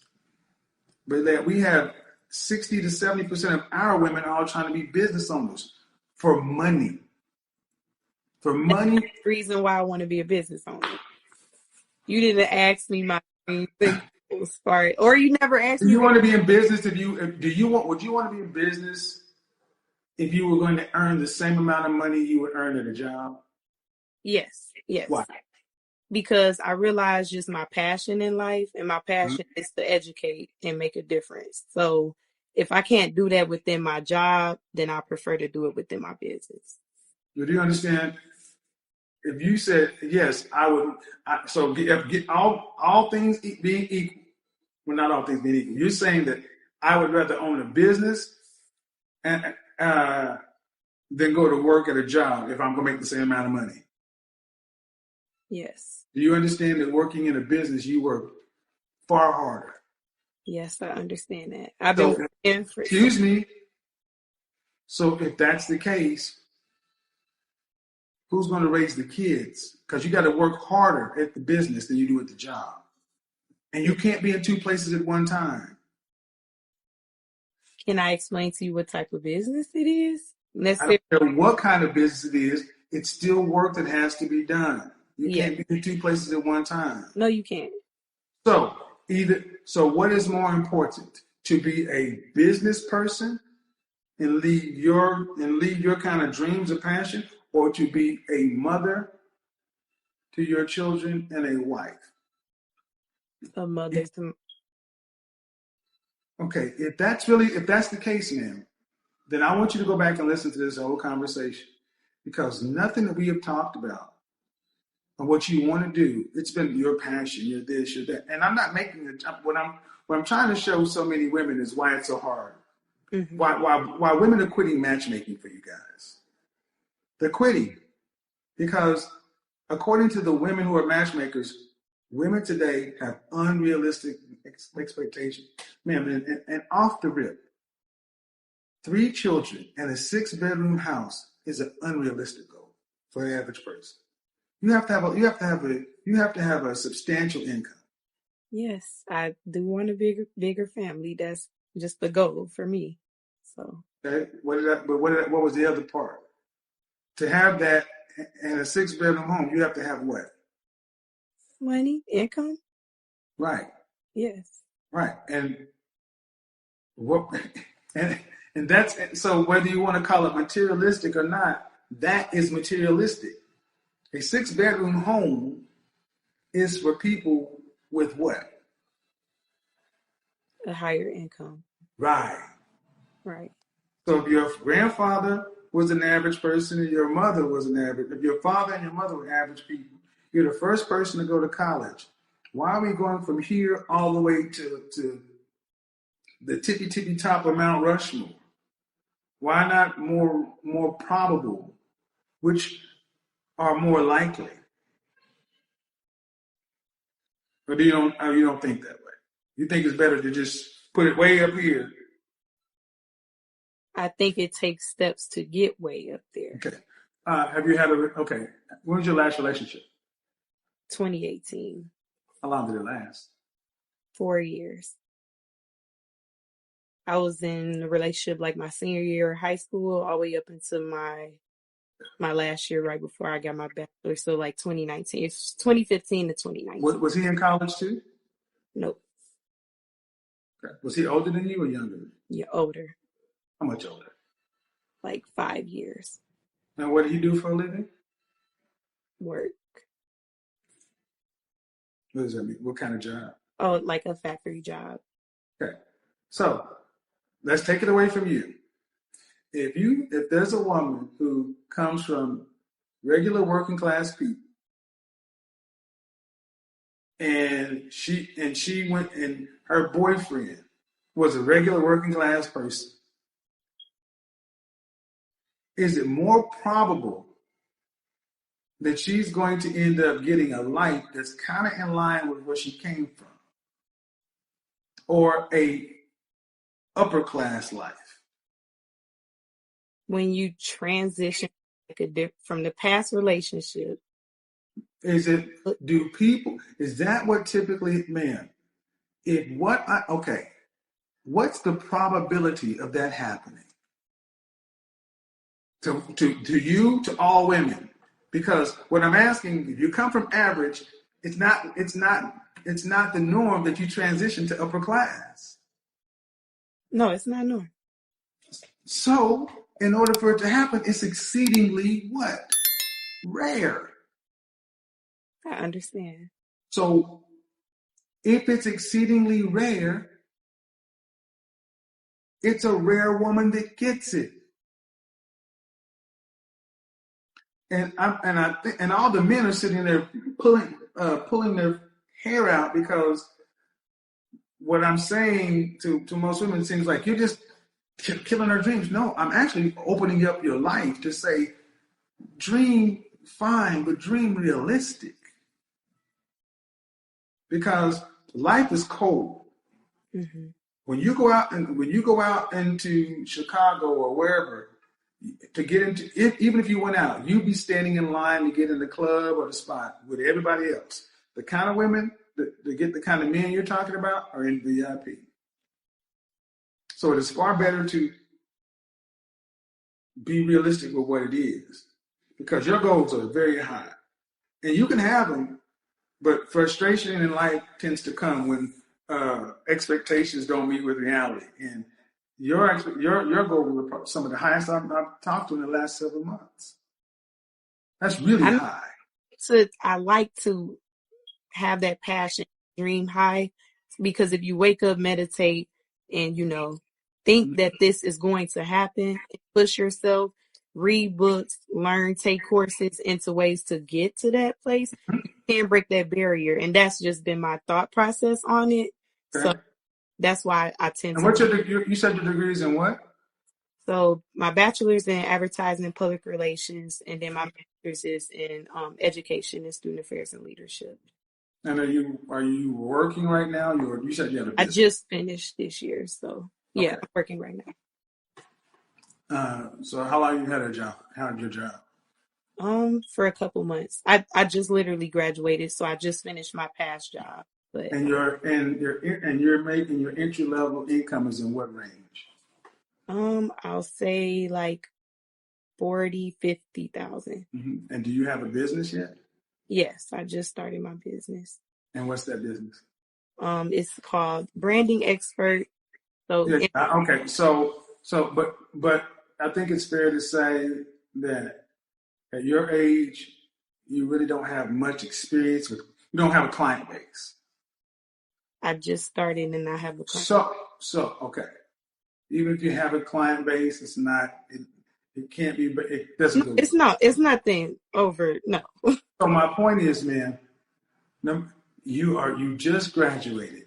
Yeah. You're making 20 some odd dollars an hour, and when most people, and that's for the masters, when most people would be sitting down saying, you know what, I need to get good at doing this one thing. You're doing this thing, and you got this thing. No, I'm doing one thing. You got a business and getting my business. So I guess that's two things. I'm working and starting my business. I know you can't serve two masters. So I know what it means to have either you have a career, but you got a career and a side hustle. Yes, but in order to grow that, so what are you saying? You saying you can only work or be a business? What I'm saying is the person who has 25 plus years in corporate America, 11 years in advertising and marketing, you ladies come along every day thinking just because you can get an LLC. I never said all of that. Ma'am, my point is you haven't accomplished anything yet, and your dreams are extraordinarily high. You don't even have a year under your belt. So starting a business, in my personal opinion, for somebody who's your age, who has, how are you going to help market somebody on branding? Because it's all theory at this point. You haven't worked for anybody. Okay, ma'am, I understand. See, this is why I think the internet is so good, but it's also so dangerous. The way business works is you used to have to actually go out and be something. You had to go work for somebody to learn something. And then once you became proficient or an expert in it, then you were then qualified to go start your own business and go to the market and say, I'm qualified because I worked for Acme and Company or Johnson and Son. I learned from these people. But today, because you have the internet and you can put a website out, people think you can just speed the process up, when at the end of the day, the consumer, the market hiring you is hiring a novice. You don't have any work history to pull from. The only thing you have to pull from is what you've learned. Yes. And what you charge somebody for in the open market is unfair. You're charging them basically to practice on them. That's how this works. So, and the funny thing is, while you're doing this, if you're doing something in your side job that is a conflict of interest with your current job, that is unethical. No, they're two. They're good.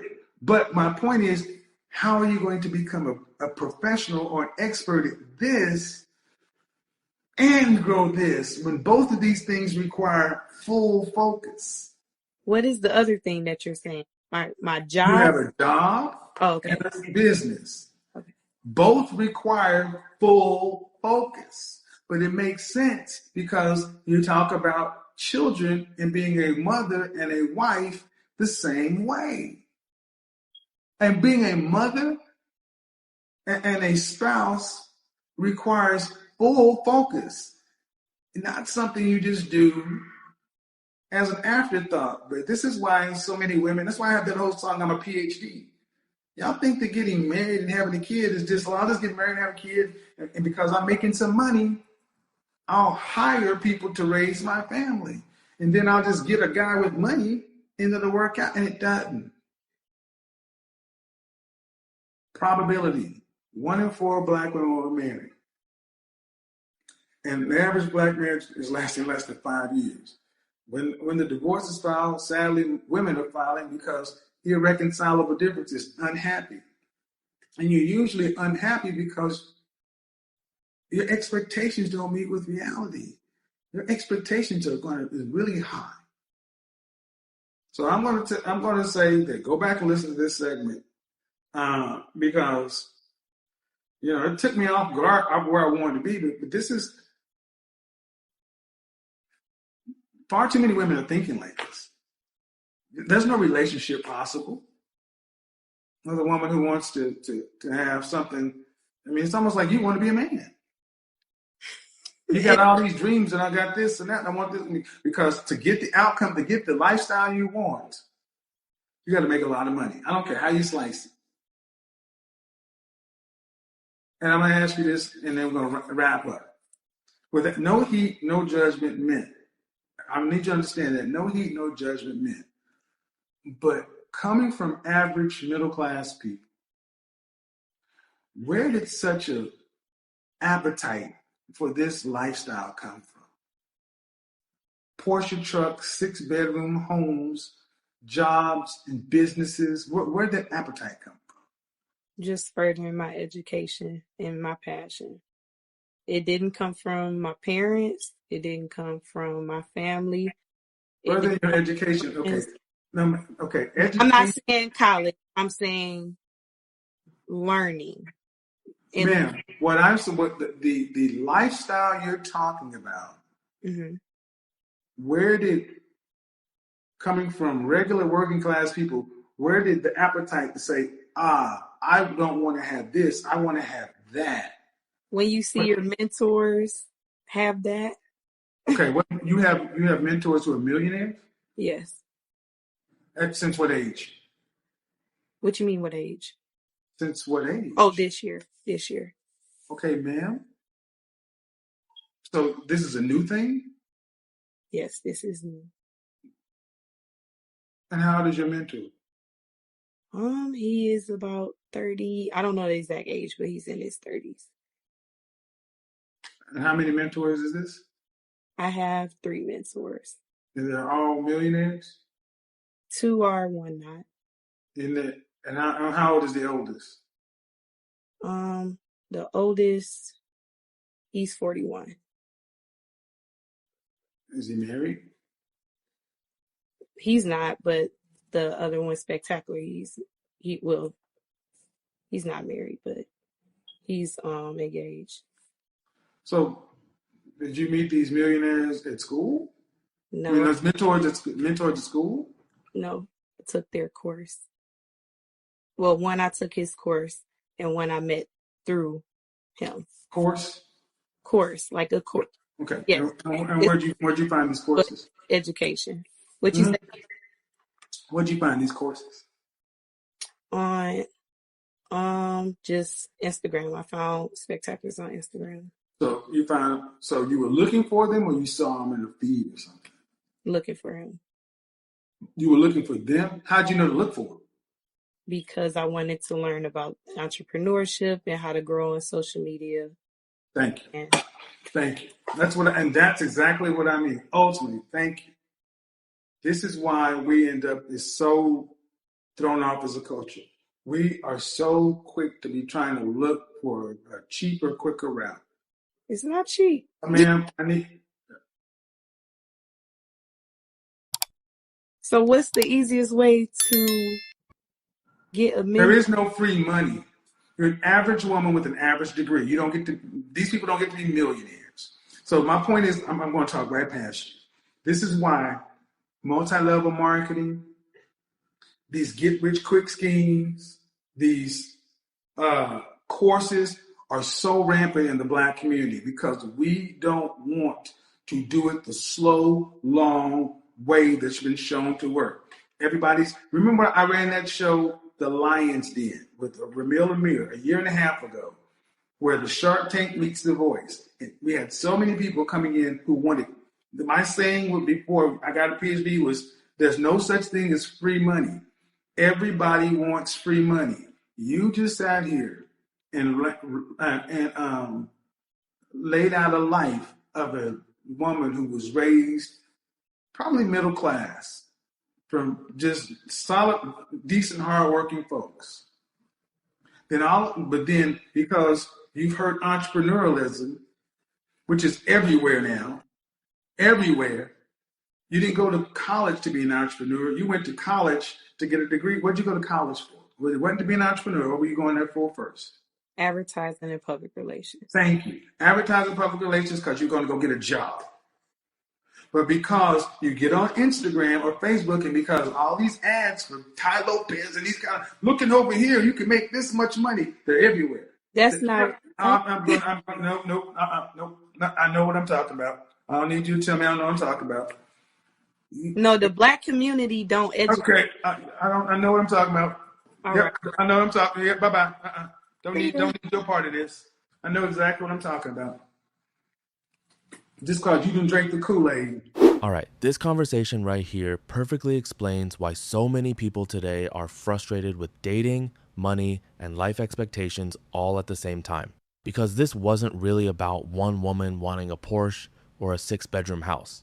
It was about what happens when social media trains average people to believe elite lifestyles are normal, realistic, and easily attainable if they just dream bigger. And Kevin kept trying to pull her back down into reality the entire conversation. Not because ambition is bad, not because goals are bad, not because entrepreneurship is bad, but because there's a massive difference between ambition grounded in reality and fantasy disconnected from probability. That was the real message. This woman had just graduated, barely started working, barely started her business, had almost no real-world experience yet, and was already planning a lifestyle that would require a household income most people in America will never touch in their lifetime. And the crazy part is she genuinely did not see how unrealistic it sounded. That's what made the conversation so important, because social media has completely destroyed people's understanding of what normal looks like financially. Everybody sees luxury apartments, luxury vacations, business podcasts, millionaire mentors, entrepreneur clips, motivational speeches, Instagram coaches, TikTok money advice. And after consuming enough of it, average life starts feeling like failure. That's dangerous, because most people throughout history lived regular lives with regular incomes and still built families, communities, marriages, stability, and happiness. But now everybody thinks they're supposed to skip directly to the top 1%. And Kevin kept trying to explain that women especially are being sold dreams without ever being taught the probabilities attached to those dreams. That's why he kept forcing her to do the math, not to crush her spirit, to force her to understand scale. Because once you start talking about million-dollar homes, luxury SUVs, multiple children, freedom from working, businesses, flexibility, and a high-income husband all at the same time, you are no longer talking about average life outcomes. You are talking about elite outcomes. And elite outcomes are rare by definition. That's why Kevin kept asking about percentages. Because a lot of people speak emotionally about what they want without ever honestly asking themselves how many people actually live that reality. And when he finally got her to admit that the men earning that kind of money are a tiny percentage of the population, the entire conversation shifted. Because now we're no longer talking about dreams. We're talking about competition. That's the part modern culture avoids completely. Everybody wants elite men. Very few people honestly ask themselves whether elite men would pick them back. And Kevin forced that conversation directly. Another major thing this discussion exposed is how heavily social media entrepreneurship culture has influenced people's expectations. The second she admitted she found these millionaire mentors and business ideas through Instagram courses and online entrepreneurial content, Kevin immediately understood where the fantasy started growing. Because the internet constantly sells people the idea that traditional paths are for small thinkers, while entrepreneurship is the shortcut to unlimited wealth, freedom, and luxury. But what social media rarely shows is failure rates. Most businesses fail. Most entrepreneurs never become millionaires. Most people selling courses online make money selling dreams, not building empires. And Kevin was trying to explain that many people today are chasing business ownership emotionally instead of strategically. Because owning a business sounds glamorous online until you actually experience the pressure, instability, sacrifice, long hours, and risk attached to it. Another thing people are probably going to miss is how self-focused her vision of life really was. And I don't mean that disrespectfully, but notice how almost every answer centered around her dreams, her business, her passion, her lifestyle, her flexibility, her goals, her future freedom. Then Kevin kept bringing the conversation back to something much more grounded. Who is raising the children while all this is happening? Because a lot of modern people want traditional family outcomes while building lifestyles that leave almost no room for actual family structure. Everybody wants kids. Everybody wants marriage. Everybody wants luxury. Everybody wants freedom. Everybody wants business ownership. Everybody wants fulfillment. But eventually, reality forces trade-offs. And Kevin kept trying to explain that mature adults understand trade-offs while dreamers keep pretending everything can happen perfectly all at once. That's why he kept separating possible from probable. Because technically, yes, anything is possible. But mature planning is usually built around probability, not fantasy. And honestly, the hardest truth in this whole conversation was probably this. Average people have been convinced they are all secretly destined for extraordinary lives. That sounds motivational at first, but it becomes destructive when it disconnects people from reality completely. Because once people start believing average life is beneath them, they begin overlooking perfectly good partners, stable opportunities, realistic lifestyles, and achievable happiness while chasing fantasies that statistically almost nobody reaches. And by the time reality finally settles in, many people are left frustrated, disappointed, single, financially stressed, and emotionally confused, wondering why life didn't match the vision social media sold them. That's the deeper warning Kevin was giving here. At the end of the day, this conversation wasn't about crushing dreams. It was about reconnecting dreams to reality. Because ambition without realism eventually turns into delusion. And delusion destroys relationships faster than almost anything else. That's the real message here. Anyway, y'all already know this comment section is about to go crazy. Drop your thoughts. Like the video, subscribe, stay locked in. We keeping it real over here. I'll catch you in the next one.